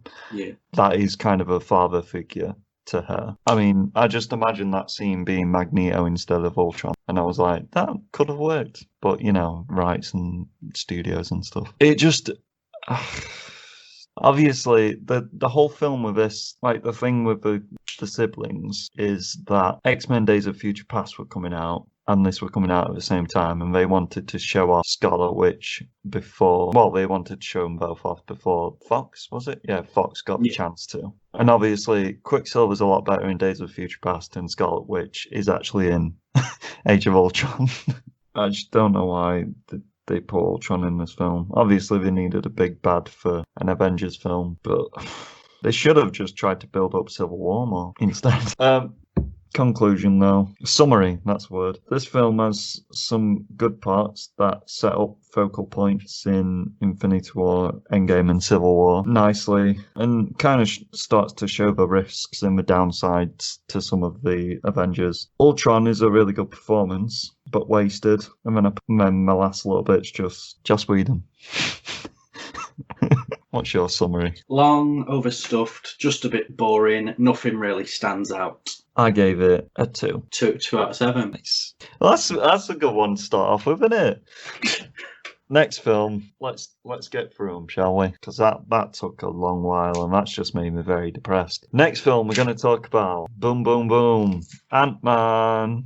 I know we have differing opinions on this film. Let's get some statistics up, shall we? Right, 7.3 out of 10 on IMDb. Same as Yep, the previous one. and 83% on Rotten Tomatoes. 8th of July, 2015. Peyton Reed, director. Oh, right, okay. 130 to 169 budget, apparently, and 515 box office million. The million numbers, by the way, not just dollars. But yeah, let's get into it. You can start this time. Pros. I like young Mike. I think he looks really good. Yeah. Yep. I just like the 89, I think it's set, the very opening sequence. So he looks good. Agent Carter's in it, you know, a little bit of Agent Carter. 80s Carter. Mike's a lad. Hank Pym, obviously, I'm just referring to Michael Douglas as Mike. Yeah. I like it when he smashes the man's face into the desk when he refers to his dead wife. I just wrote Paul is a lad. Mexican is a lad. I couldn't remember his name. Wow. Michael something, innit? And Yeah. from the get-go, I just wrote it's such a fun film. I like it when he goes to work at Baskin Robbins because Baskin Robbins always finds out. I like that line. Nasty ball man. What? Oh, bald man. Oh, bald man. Yeah, I'm just nasty ball man. I was like, yeah. Poor Scott. I like the stuff with his daughter and stuff. But that's pretty sweet. I just kept writing. It's just so fun. Evangeline Lilly, is that how you say her name? The Yeah. actress. She plays Hope. Is it Hope? Hope Van Dyne. Hank's daughter. I wrote she's fuckable in a milfy way. Wow. Nice. Scarlet Witch, also fuckable. Forgot to mention that. Oh, yeah, obviously. Paul is hot. You know, when he's got his shirt off. Oh, yeah. Obligatory topless scene for the man, patting down his injuries when he's being trained by. I'm just proud of him more than anything. Like, Paul Rudd, you fucking legend.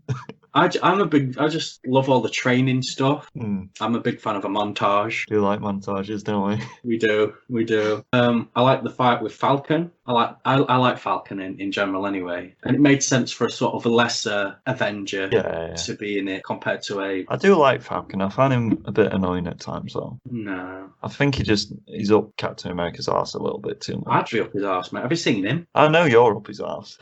Love me a good heist film. You know, it's a throwback in many ways, which I'm a fan of, which is why I loved Winter Soldier so much. Yeah. You know, rip to my boy Anthony, the ant that he flies on. Don't. Why? It just makes me sad, you know? Yeah, such a lad. I like all the action in the film. I think it's well done for a film that has such a small budget as well. Compared to the one that we've just talked about and the one we'll talk about after. Well, I think they've blown over budget on the life-size Thomas the Tank Engine. Yeah. Thomas the Tank guy. Yeah, I like the Thomas the Tank Engine stuff. I think it's really just a funny fight when they're on the train set. You know, because obviously Ant-Man can shrink down to kind of tiny ant size. I mean, the physics don't work, you know, but yeah. Marvel, innit? I'm a big fan of the three criminal friends of Scott, and where, you know, after the heist's done, and they go to Scott's house, his wife's house, in the van, and they see all the cops, and they're just like, just back it up. Yeah. You know, I really like T.I. in this film as well. Yeah. He's really good. Good old rapper. Much like when we watched the first four, I didn't make many notes on this because I enjoyed it so much. But off the top of my head, I love the humour in it. I think it's so absurd compared to the rest of the Marvel films. Yeah. And you know that I'm a big fan of that kind of shit. Oh, yeah. You know, and I love the fact that it's such a small scale film. It's just so fucking tiny compared to everything else that was happening in the MCU at the time. Oh, yeah, definitely. And it worked in its favour. I love Michael Penner's, you know, the recalling of the plot stuff all the time. I thought they were just incredibly done. I just really liked it. So I really, really liked it. And yeah, I loved it. The kid was cute. She was a good kid actress. You know, they were all just. She were, to be fair. It all worked for me. Shall I get on to my pros? Yeah. The aging, like you said. And I like the aging of Peggy Carter. as well. Yes, yeah. Nice opening. I liked the prison bit where Yeah, punch each other in the face to say goodbye. But this already feels completely different to any other MCU film. I like how the bald guy, Darren Cross, yeah.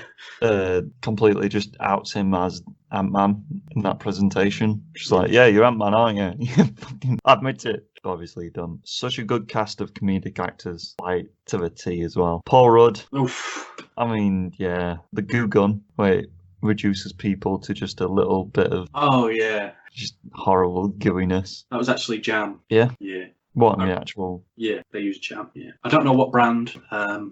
heard the tip scene when he's recalling the. I was watching this with Judge Fudge, and she's one of them people who have to say every detail, and I just stared at her. I'm like, "That's you. That's you when you're telling a story." So I'm literally sat there for 5 minutes. I'm like, just get to a point. Fucking Jesus. I love it when anyone goes, "You know what I'm saying?" Because I've been watching a lot of Trailer Park Boys. Right. It's a great show. And the J-Rock in that just says, "You know what I'm saying," over and over and over. He's a fucking... That show's weird, man. The breaking in scene where he breaks into Hank Pym's house and all the different cool methods of getting that safe open, and the fingerprint and the obvious free running. That's not Paul Rudd. All of that. Apple Ultron should have been after this because of Hank Pym. People should really give Ant-Man more credit in how the way like the film's filmed and made, like with just all the shrinking stuff. It just looks really cool, doesn't it?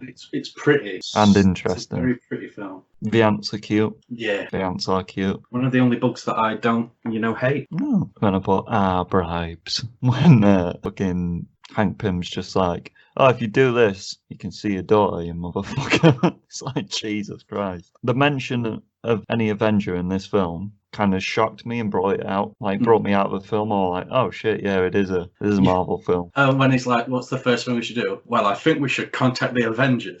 Yeah. I'm like, yeah.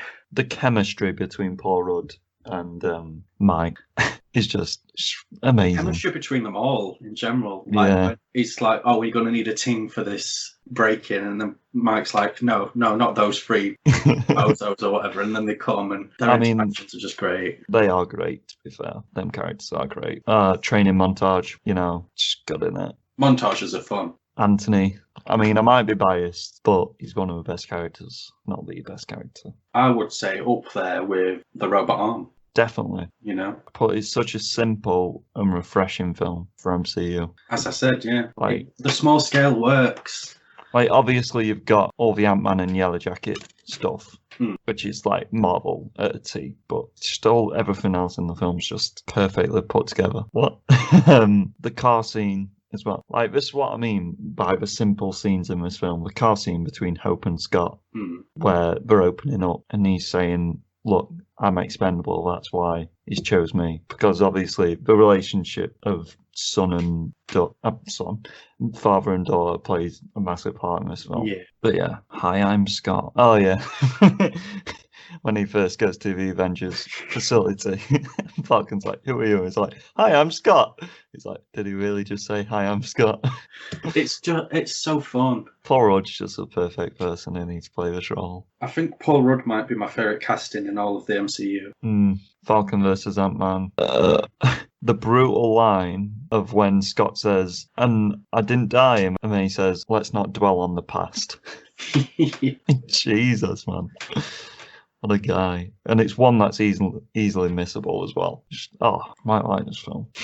One could say that you let me let you. Yeah, that's Michael Penner, I think. But he's just a lad, isn't he? Yeah. I liked it when he punched Darren Cross in the face. Good old Mike. And then I put a literal switcheroo when Ant-Man switches places with Yellow Jacket in the thing. I was like, they know how to tickle me, don't they? Fucking switcheroos. And I put, well, Darren Cross just filled in the cons with that speech about the plot holes of people not noticing Scott's disappearance. And then I loved the miniature city being destroyed. Yeah. like it was like a scene out of a fucking Yeah. war film. I love how Michael Pena goes back for the security guard that he knocked out to save him. The tank. Character progression, mate. Oh yeah, definitely. Yeah. When he's like, "Are we the good guys?" The tank as well. Just tanks, but they do like things bursting through Walls. buildings. Yeah. Yeah. Suitcase fight. That's really fun. Thomas the Tank. It's a briefcase, mate. Oh, yeah. Come Thomas the Tank Engine. on. Just excellent. It's when it crashes into him and the train just topples off the track. I'm like, yeah. Selfless sacrifice by Paul Rudd when he goes into the whatever they call it. Quantum realm. Trying to protect Cassie, mate. And at the end, where he kisses Hope, and then he's like, "What are you doing? Just grabbing me and kissing me like that?" When Mike sees him kiss, and he's like, "You're full of shit." Oh, yeah. It's good. It's Might good. be a good film, isn't it? I want to bring up I like the fact that even though, they're like, get out of the house at the birthday party and stuff, his ex-wife and her new partner are supportive still Yeah. of Scott, which I think is quite refreshing. Yeah, because they could have easily gone down the route of, I'm a cop, I want to frame him and put him away because I want this family to myself. Yeah. It was good that he wanted him to change. Yeah, I thought it was a good dynamic. And at the end as well, when we're all sat around the table. It's a heartwarming film, isn't it? Yeah. And Cons. it's not that long. It's not, is it? Most. Should we get into cons? Let's do it. In the fight scene where Cross finally puts on the yellow jacket in the helicopter, he's quite clearly untrained in this jacket, but he's very good at using it. It's the Obadiah Stone effect, as I'm gonna it, I mean, they're both bald as well. True, very true. One more naturally than the other. Yeah. And, it does rely on cliches a little bit. But when they're done so well, you can forgive it. Also, that kid's going to need a shitload of therapy. Definitely. Especially after the end. And they keep a giant ant. Yeah, they do, don't they? It's weird. Freaky. Ants are cute until they're Massive. stupid. Is that all your cons? Yeah. I didn't like Darren Cross that much. He's the worst thing about the film. Yeah. Oh, he didn't like me. Yeah. Now I'm evil. He didn't tell me like it was Ant-Man, but it's a Marvel thing, innit? At this point, we've just got to write it off as that. Yeah. It's a Marvel thing. I should mention, obviously, that this was originally a Edgar Wright project. What do you mean director-wise? Because he did write it, didn't he? Yeah. And you can sort of see some of that within it. But because he'd been not wanting to do this project for like 12 years before it got made, way before Marvel was bought by Disney and stuff. But once the Disney wagon rolled up, creative differences arose, shall we say. That's annoying. Yeah. I mean, it didn't really harm it, but... And he went on to make Baby Driver, so... Yeah. And that's a classic film. Maybe it would have been Simon Pegg instead of... I wouldn't have enjoyed that. Everything looked a bit plasticky with the tech of Darren Cross, but, you couldn't get that suit on in 10 seconds when he's in the jail cell. Darren Cross is wearing leather suit trousers at one point. Bad fashion choice, mate. That's what... Oh, God. It's light outside. Why did the whole room go dark when she made the ants cover up the light bulb? That's a con, innit? I didn't like the timing of Michael Douglas opening up to Hope because it came straight after the car scene, which I really liked. It was like, right, baby opened up. Right, let's just clear that out of the way then. Let's get Michael Douglas to say sorry to his daughter and explain what actually happened to his mum, to her mum. I liked it. I like the scene. I just didn't like how it was right next to each other. Rip Anthony. He shouldn't have died, should he? What a lad. And then I just put, I would have thrown one of the shrinky discs at the helicopter and murdered everyone. And then I put plastic trains would not explode. But, that's all my cons, mate. They weren't massive cons, though. No, they weren't, were they? I may have lied to you. What's your summary? A perfect example of an origin story. While reliant on cliches, it hits almost all the right notes, featuring a winning cast, incredible humour, and great action. This is arguably the MCU's most fun film. Ooh. Do you want to hear mine? Used to be a film reviewer, mate. Nice. Mine's nothing like that. Are you ready? Go on then. This film, fucking banger, mate. What did you give it? I gave it a 6 out of 7. 6? Yeah. I gave it 7, mate. Really? I'm not even scared. I loved it. It's good, isn't it? I was just like, this is so refreshing. I don't know if it's because I've just watched Age of Ultron. Because Yeah. I watched all these 3 films back to back. I Like a watched them crazy fucker. day after each other. Yeah, but it was so refreshing. That's what I mentioned. The fact that it was so small, and it's almost Yeah. like an indie film in many ways. And Paul Rudd just, Paul all Rudd's- the cast. Yeah, he's good in it. And I might be a bit biased because it's Ant-Man, but what are you going to do, eh? It's a perfect film, obviously. Should we get on to not so perfect film now? Oofed. Oh, it's a big oof. Yes, Big. this is I made 3 pages of notes. Oh, shit. No, 4 pages. Try to do the statistics. Go on then. So this is Captain America Civil War, 7.8 out of 10 on IMDb, 91 on Rotten Tomatoes, 75 on Metacritic. Released 26th of April 2016. Russo brothers, obviously. Budget 250 million. I think it's more than that, but okay. And box office 1.153 billion US dollars. I'm just going to get ready to get angry, I think. Whew. Breathe. Pros from me. Here we go. Falcon's little red falcon thing. Oh, the little drone thing. Yeah. Underused, but cool. Cap's cool, ain't he? Real fallout of... Wait, what? Yeah, real fallout of a window, stunt memory act. Forgot to mention Cap's suit in Avengers 2, but I do like it. I think it's the best suit. Because it's in this one as well. She dropped a bomb on a building, like the way her parents died. Scarlet Witch. That's why it's so horrible for her to watch. Don't know why I play it as a pro, but I guess it's because it relates to a later film. I've got a lot more pros than I thought I would. I really love this film because it shows all the consequences. That's the only thing I love. I like little bits more, but that's the one thing that I'm like, right. Consequences, because superheroes actually kill people. That's cool. I really like the scene between Tony and that woman, because it's obviously the driving point for Tony in this film. That's why he agrees to this fucking shit. General Ross is a cunt to me. And then I put saddest breakup I've ever seen between Captain America and Tony Stark. Because this film really does feel like a relationship ending. Gay lovers, just all that sexual tension we've seen throughout all the films. And then they break up and they have the awkward chat later on in the film where it's like the post-breakup chat. They're explaining why they did it, but then they get still annoyed at each other. It's a film, innit? It's Bucky and Cap action. That's cool. Stunt memory act in the chase scene with Black Panther and all that shit. Yeah. But the strongest Avengers are just cooking and fucking. Vision and Scarlet Witch are just chilling. I like the scene between Cap and Tony after Cap's arrest, the post-breakup scene. Because Tony's on the cusp, isn't he? He's on the cusp, and then he goes and says, "Oh yeah, Scarlet can psychiatric ward in fucking Azerbaijan or something." He's like, "What? I was about to sign your little thing until you said that, you cunt." It's like, shit. Tony's glove, cool, innit? Catches a bullet and that. Yeah, when Winter Soldier gets freed. I put, is one of these Winter Soldiers Black Widow's father? Because that'd be cool. Because obviously they're Russian as well. Yeah. That makes sense. Spider-Man!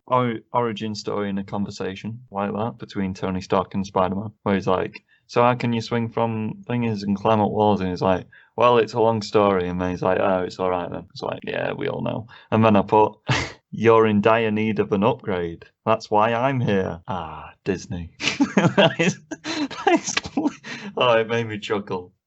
It made me it made me happy. But just because the bastards. Disney. That was such a dig. Hawkeye, Ant-Man, thanks for thanking of me. That's a funny line, isn't it? The fight's cool, I guess. The Civil War fight. And then Spider-Man again. When Ant-Man could have definitely killed 3 Avengers when he throws the gas truck or whatever it is into him and it blows up. Ant-Man fucking up Iron Man and he goes into his armor. Giant Man taking down Giant Man's funny. Vision's Vision's hard on made him shoot Rhodey. Is that a pro? It's a pro because it made me laugh.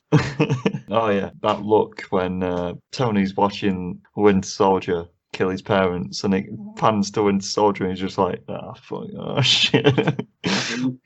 I've been Oops. found out. Oopsie. And I put the last fight is the only fight with any proper meaning behind it, because it's obviously Tony's angry, isn't he? When Soldier killed his parents, and then that line when Captain's like, he's not gonna stop, run.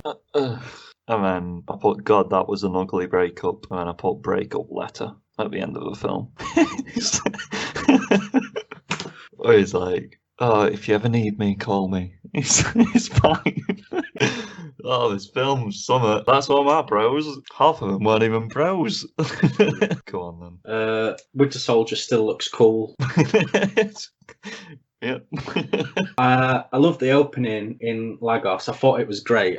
The first half an hour of this film always gives me hope that there's going to be a great film after the first half hour. And every time I know that there's not going to be a good film for the next 2 hours after that. And, you know, it's nice to see Crossbones back and that, with his ugly, ugly face. That face pissed me off, right? But we'll get onto that. I like the opening. I don't know what that says. Oh, it's our boy Guy from Stuntmen React. Oh, yeah. I just kept writing that over and over again. It's like, oh, he's in that scene. He's in that scene. God. It's got Craig Pelton in from Community, much like the other film had Danny Pudi in. They got a lot of Community guys to cameo. Luke Cage lady is the woman who talks to Downey Jr. and he thinks she's pulling a gun. Oh, she goes on to being Luke Cage, yeah. Hey, a Hulk guy. It's nice when to see someone appear out of that film that was 8 years old by that point. Yeah. What's his name? General Ross, or whatever he is now. War General Man, or whatever he's fucking called. Rip Peggy, my girl. My girl's gone. Yeah. You know, I don't know why that's a positive. Definitely shouldn't be. Rip Daddy. Why did I write that? Tony Stark's dad. Rip Daddy. When he kills him I mean, the death of the parents is pretty brutal, isn't it? Yeah. I forgot that he strangled his mum to death. Oh, yeah. Pro for me. Oh, no, Rip Daddy. Wakanda Dad. Oh, yeah. T'Chaka. Yeah, I like how Iron Man was mad at the fact that he killed his mum and not his dad. That's just a little cool little bit there. I like it when Cap goes to the flat that Winter Soldier's in, and all the army guys are, come in, and then he says to Cap, "I'm not going to kill anyone," and then he proceeds to throw a cinder block at a man. that made me laugh. Yeah, and he proceeds to nearly throw a guy off them stairs, and Cap's like, "Come on." Oh yeah, put cinder block attack amongst others. Oh, it's Black Panther. Oh, it's a Hobbit. This is all I get right. Oh, look, it's Spider-Man. It's so long. No, that's not a positive. Is that just a general no? Yeah. I like the relationship between Bucky and Falcon. Yeah. Vying to be like Cap's best friend. Yeah. Where they're in this shitty little car, and he's like, "Move seat forward," and he don't. And when Cap kisses the nephew, just the look that they give him. I liked that, but I just couldn't bring myself to put any pros about that scene. I wrote I love Cap a lot. What does that say? Oh, Cap and niece. Oh my. But nowhere else to be seen. That's not a positive. In the fight in the airport fight thing, there's the Bluth family from Arrested Development. Oh yeah, their stairs are there, which is nice. Buck and Falcon, I love. I wrote that again. Where did Spider-Man swing from? That's not a positive. Oh yeah. I love Ant-Man in this. I love him fangirling over Cap and just, oh, you're so big. That fight's all right, yeah. It really amused me when Rhodey got injured. Like, too much. And the fact that We'll get on to that, shall we? Nice to see Raft, the prison. The look on your face. What? You were saying a pro, but your face was saying a con. I liked Zemo. What? Because he caused it all. I thought, yeah, cause some havoc, mate. You have a laugh. I like it when he killed people. It's all your pros. Yeah, I liked Hawkeye. But that's an obvious, innit? Cons. But meh opening. But I think that's the very first opening. Oh yeah. And the one set in the past, Yeah. I was like, why do we need that? telling them 12 words or whatever they are. Mm. So Crossbones underused, isn't he? he's underused, yeah, big time. But nice to see him. Fire in the hole, grenades don't tick, mate. Burnt face, pristine hair, also Bath. Totally forgot Baron Zemo was in this film. God, this film didn't need Baron Zemo. Cap should have really had some more emotion than just, you lose a soldier in the war, but you gotta keep fighting. He's not wrong though. Yeah, but I mean, it's a little kid that got crushed by a building. Shouldn't have been there on a humanitarian project. They should have been getting some pussy instead. It's the fact that the way the two lines are delivered, I think. Because obviously Tony's really angry about it because they were just kicking ass, like you said, and then Cap's like, "Yeah, it's but all mate, his fault. what? It's all Tony's fault. What? He created Ultron." Yeah, but he's not on about that. He's on about getting someone human emotion out of Cap. The reason I put that down is because Captain America, knowing who Captain America is all for the good of the people. He's all the goody man. And in this film, he's just had enough of Stark shit. That's why. It's not even enough of Stark shit. It's just they've just done him wrong. The portrayal of Captain America in this film is horrible. And it's more about, I like my best friend than anyone else on the planet. And fuck this woman that I'm in love with. I'm gonna fuck her niece. Cap wouldn't do that. She was dead though, and really old, and dead. So? He would. And also, he's most definitely related to her because of Endgame. They use Peggy's death as a plot device for the audience to go, poor Captain America. But then they fuck it up because they're like, yeah, he's moved on pretty quick, though, hasn't he? I don't like this film, mate. Oh. Russo's do Cap wrong. Sharon Carter. At this point, just kill Bucky. How is it possible to re-forget that Baron Zemo is in this film? He literally popped up again, and I was like, oh, fuck, he is in this film. Baron Zemo would be good if he wasn't so fucking boring. Multiple Winter Soldiers. Oh, my. Why? Just call Tony and explain. He's like, you could call Tony. Nah, we need the film to go on for longer. No, just don't kiss. Just a shit reason to fight each other, isn't it? And no one is listening to each other. Brody should be dead. Ugh, this last half an hour. Tony knows the truth that he could have known an hour ago. Winter Soldier is annoying in this. He's a little bitch hiding in his little fucking box. That's about Baron Zemo, but I said it like it's about Winter Soldier. God, there's a lot more cons for half an hour of the film left. Why did we need him in this fucking film? So they didn't have to make a good guy bad. Fucking cunts. Hey, it's that plot twist. From the Winter Soldier film. Feels like they needed the whole film to just tell us something that we already knew. I mean, Winter Soldier better off dead if he's going to go nuts after saying about 9 words. Baron Zemo didn't blow his head. Wait, what? Baron Zemo didn't blow his own head off for being boring and useless. I wanted him to commit suicide. That's what I'm trying to say. And I put in capital letters, can you do this all day? Great. That's another line, isn't it? Arc reactor is just a big target. Fuck off, Stanley. With your fucking cameo, that don't make any sense. Because obviously the timeline's fucked. The Sokovia Accords don't even carry on into any other film, so what's the point? Great, a fucking letter that tells us we just spent 2.5 hours just watching bullshit. Why do people like this film? The best fucking parts are Spider-Man, Ant-Man and Hawkeye, which are probably in the film for a collective of 10 minutes. Fuck off, Russos. That's my cons. Your accent starts going, doesn't it? Black Widow would be dead in the opening. Oh, a lot of people would be dead in this film. Young Robert Downey Jr. looks shit compared to young Mike. You'd think the quality would be consistent, wouldn't you? You would. In CG, at least. Fuck the Accords. Fuck Tony. He caused all of this. Oh, look, it's old Cap, lol. I mean, he only caused Ultron. He caused all of this. Fuck Stark. Fuck Stark. No, fuck Stark. Fuck Tony. It's so long. Fuck Tony. Where did Spidey swing from? Fuck Stark. Fuck Black Panther. Fuck Tony. Just fuck Tony. Lol, Rhodey. So long again. Fuck Tony. Oh look, Stark was wrong. Fuck Tony. Fuck Tony. There's a good film here somewhere. Fuck Tony. Fuck Tony. Fuck Tony. Fuck Tony. That's a lot of fuck Tonys. Yeah. Everyone's bad in this film, mate. Except for Ant-Man, Spider-Man and Hawkeye, of course. I agree that Ant-Man and Hawkeye are awesome. Spider-Man's cool. It's a decent way to introduce him, I guess. It was the last. That's the thing with this film. It was the last minute. It's over. Very last minute Spider-Man. It's not Right. Civil War, is it? No. I've got the Civil War graphic novel right there. Right. It's not that. Here we go. Summaries.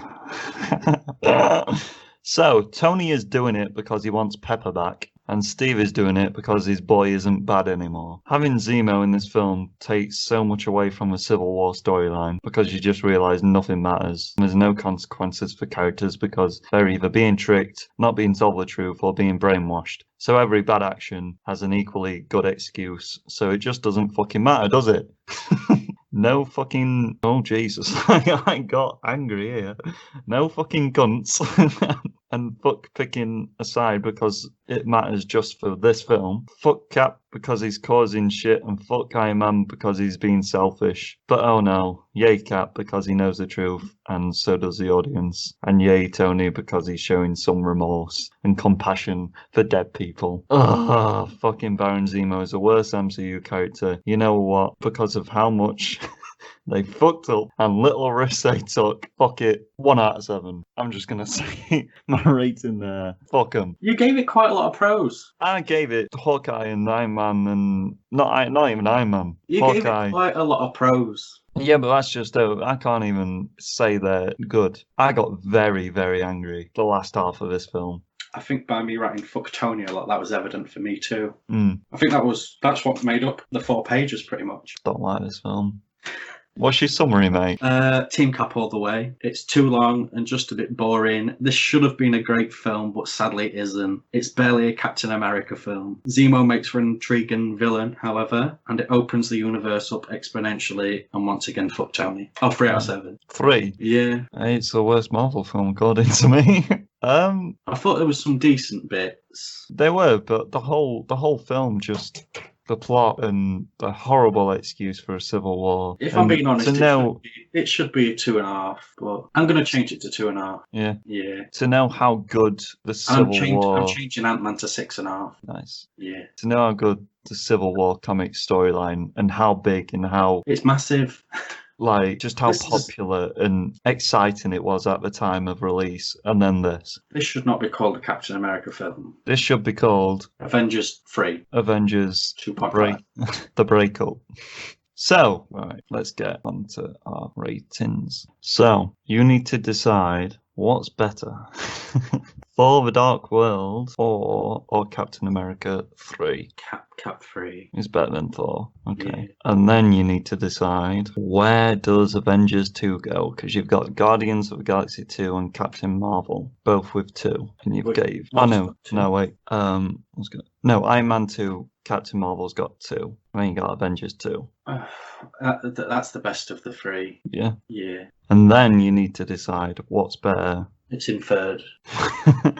Wait, Ant-Man's in 3rd. Yeah. Right, ratings. Here we go. You done yours? Yeah, from worst to best, you've got Guardians of the Galaxy 2, Iron Man 2, Captain Marvel, Thor the Dark World, Avengers 2, Civil War, Iron Man, Hulk, Iron Man 3, Thor, Captain America, Avengers, Ant-Man, Guardians, Captain America 2. You happy with that? Yeah. And mine worst to best. Civil War, Guardians 2, Avengers Age of Ultron, Iron Man 3, Captain Marvel, Captain America, Hulk, Thor the Dark World, Thor, Iron Man 2, Iron Man, Avengers, Captain America, Winter Soldier, Ant-Man, Guardians. I feel like that's decent. And our next 3 are Spider-Man, Doctor Strange, and Black Panther. And there's no more after that. There's a few. But yeah, that'll be in whatever week. Boom. 3 weeks' time. Yeah, Big Pineapple done, motherfuckers. Right, let's get on to the wrestling news, shall we? Yeah.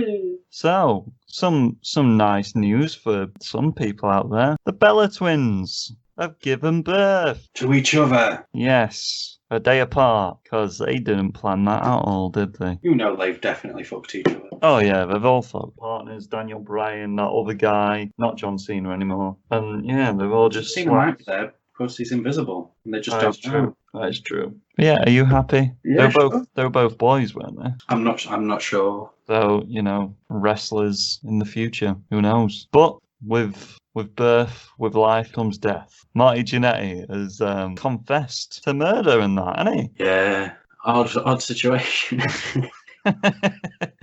Definitely odd. Definitely. How long ago were it? He said he did it when he was 13. He's now 60. 13. Weren't it someone who abused him? To quote him, a fag who worked at the place he worked at, who used to sell weed to people, took him round the back and tried to bugger him. So he whacked him in the Swede with a big old brick and then made him disappear. Probably Vince McMahon helped him. Jesus Christ. Yeah, I follow him on Facebook just because it's insane. He posted it on Facebook, didn't Yeah.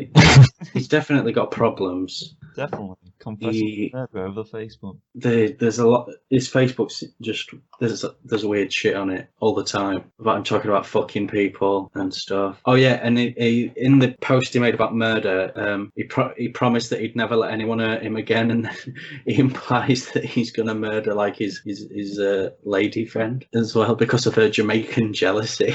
I think this guy needs help.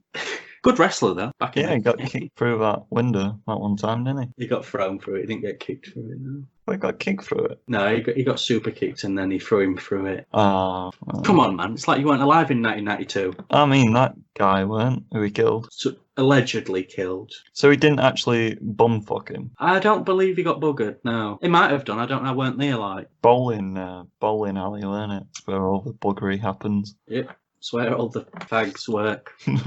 Fags from Marty Jannetty's mouth, not ours. But yeah, that's a fun little thing that we're probably going to hear more about in the coming weeks. Yeah, apparently the Georgia Police Department are opening an investigation. Yeah, probably. Check if there's any missing persons reports from around that time or whatever. Let's just say fag on them. Yeah, fag disappeared. Oh, fucking hell. Old people, eh? Talking about crazy people, though. The Rock has bought XFL for $15 million. Yeah, Wow. I don't know what's going to happen there. It'd be nice to have $15 million. It'd be nice, yeah. Nice to have Why 15 million. has he bought the XFL? It's him and his ex-wife as well who's bought it. I mean, there's got to be some weird thing going off there. I don't know. What even is the XFL? It's like a more sensationalized NFL. But it's just American football. Yeah. And it's not like scripted American football. No. What's the point then? You tell Vince. The second time he tried to do it, I'll tell Dwayne The Rock Johnson now. it failed both times. But hey ho, we might be doing live streams watching that. Nope. The analyst is into American football. He might want to watch it. He's not. Here he is. He's not. We watched the Super Bowl that one time. Everyone's watched the Super Bowl once. I am. I have multiple. I'm going to watch the Extreme Bowl. Super Bowl-a-mania. I like bowls. Put things in them, Put you in a bowl. please. Pat McAfee is wrestling, man. Fighting Adam Cole, isn't he? Yeah. Was it last week we discussed Adam Cole going on the thing? We interview and kicking off. Yeah. And then they invited Pat McAfee to be on the show, and then boom, wrestling match. But Is Pat McAfee literally just an interviewer? no, it's like a former kicker, I believe. Oh, Former kicker. goes around kicking people. You know. But it's been announced for NXT Takeover XXX. What? The porn. It was originally NXT Takeover Boston, but they had to sort of nix those ideas. Triple X. Yeah. Starring But a few other Ice matches Cube. that have been announced there are Io Shirai versus Dakota Kai for the NXT Women's Championship, and there's a ladder match for the NXT North American Championship, which, do you remember that Take It All match that happened between Keith Lee and Adam Cole? Yeah. And then Keith Lee took it all, and he's like, nah, mate, I don't even need this other belt anymore. I'm just going to declare it vacant. Yeah. But yeah, we've got a ladder match for that. And in that match is Bronson Reed, Damian Priest, Kushida, or Cameron Grimes, and a couple of other TBDs. That's Favourite on wrestler. August 22nd. You know, the day before, the biggest party of the summer. WrestleMania. Yes. SummerSlam. And we've got a few more matches announced, you know. Yeah?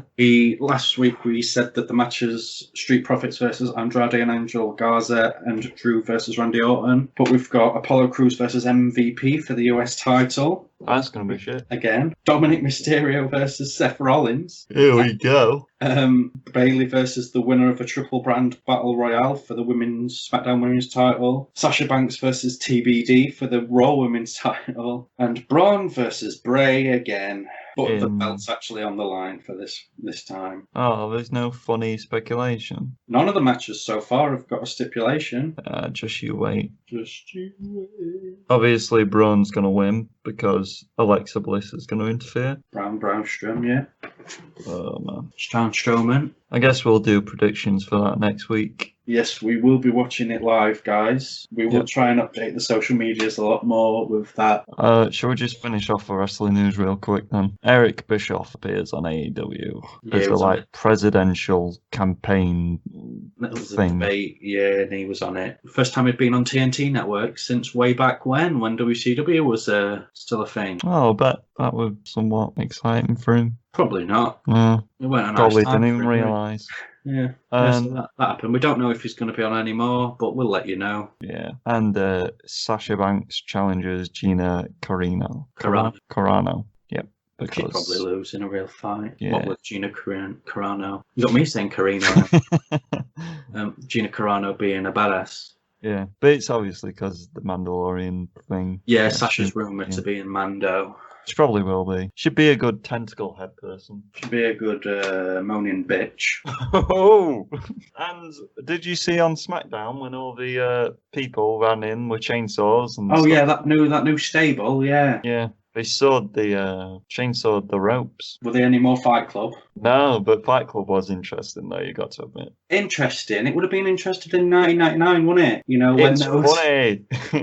It's about 21 years too late, isn't it? Shane McMahon stood there with his strippers. And to be fair, that Viking Raiders match looked pretty brutal to me. I just hate wrestling. Did you see Dolph Ziggler punching the shit out of someone? No, I didn't watch any of it because I couldn't bring Honestly, myself to. No, watch I couldn't bring myself. And then MVP and his stable of nasty boys appeared. That was it. I think it was MVP though, punching the shit out of. Because they've made it look cinematic, it actually looks pretty brutal. MVP signed a new multi-year contract as well, and Rey Mysterio has. So Rey Mysterio has. Expect his eyesight to suddenly come back. I was literally going to say, how funny would it be if Rey Mysterio left his son in WWE and then went on to have a really good career in AEW? Just like, see you, son. Speaking you of deal this AEW shit and now. Mexicans, though, Vicky Guerrero signed a multi-year contract with AEW.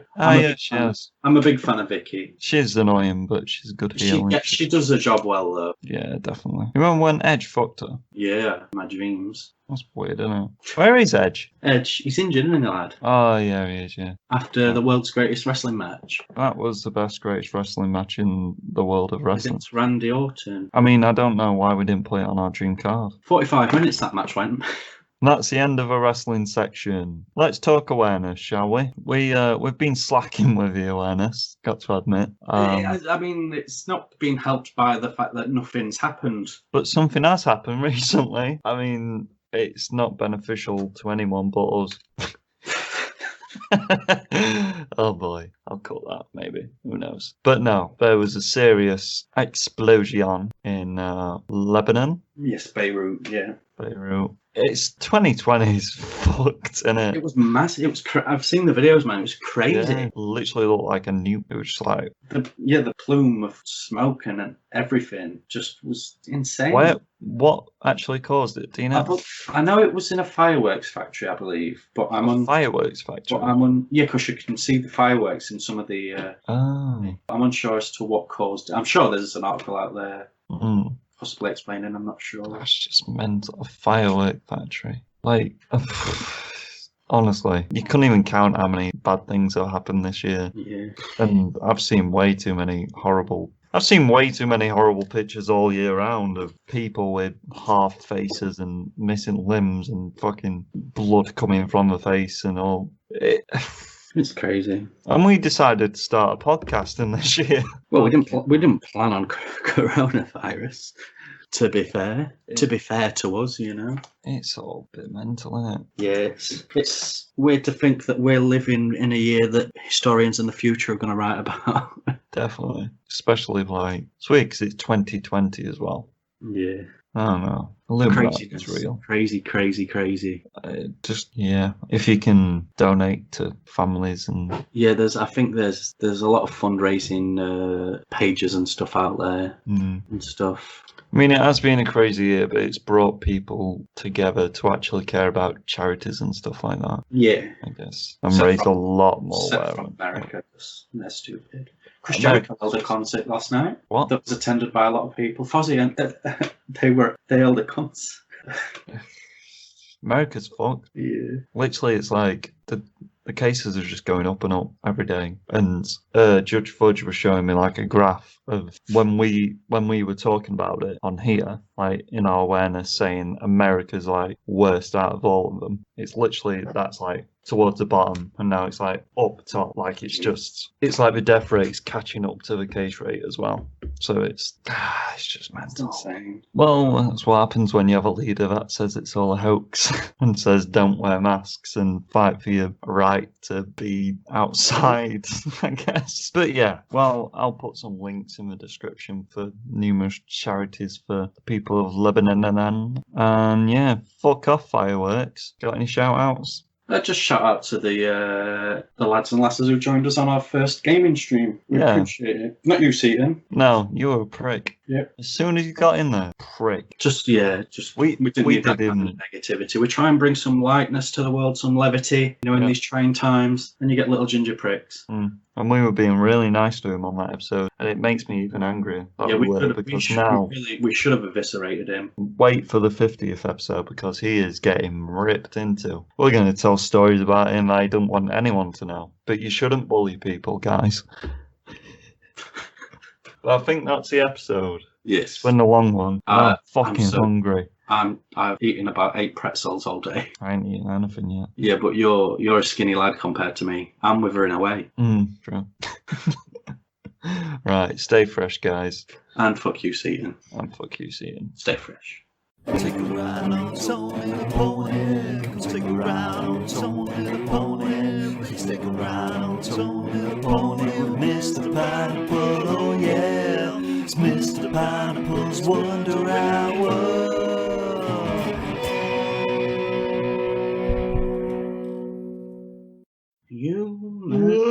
Brown-eyed girl, can you remember when we used to sing? Sha-la-la-la. Right, recording. Are you ready? Are you ready?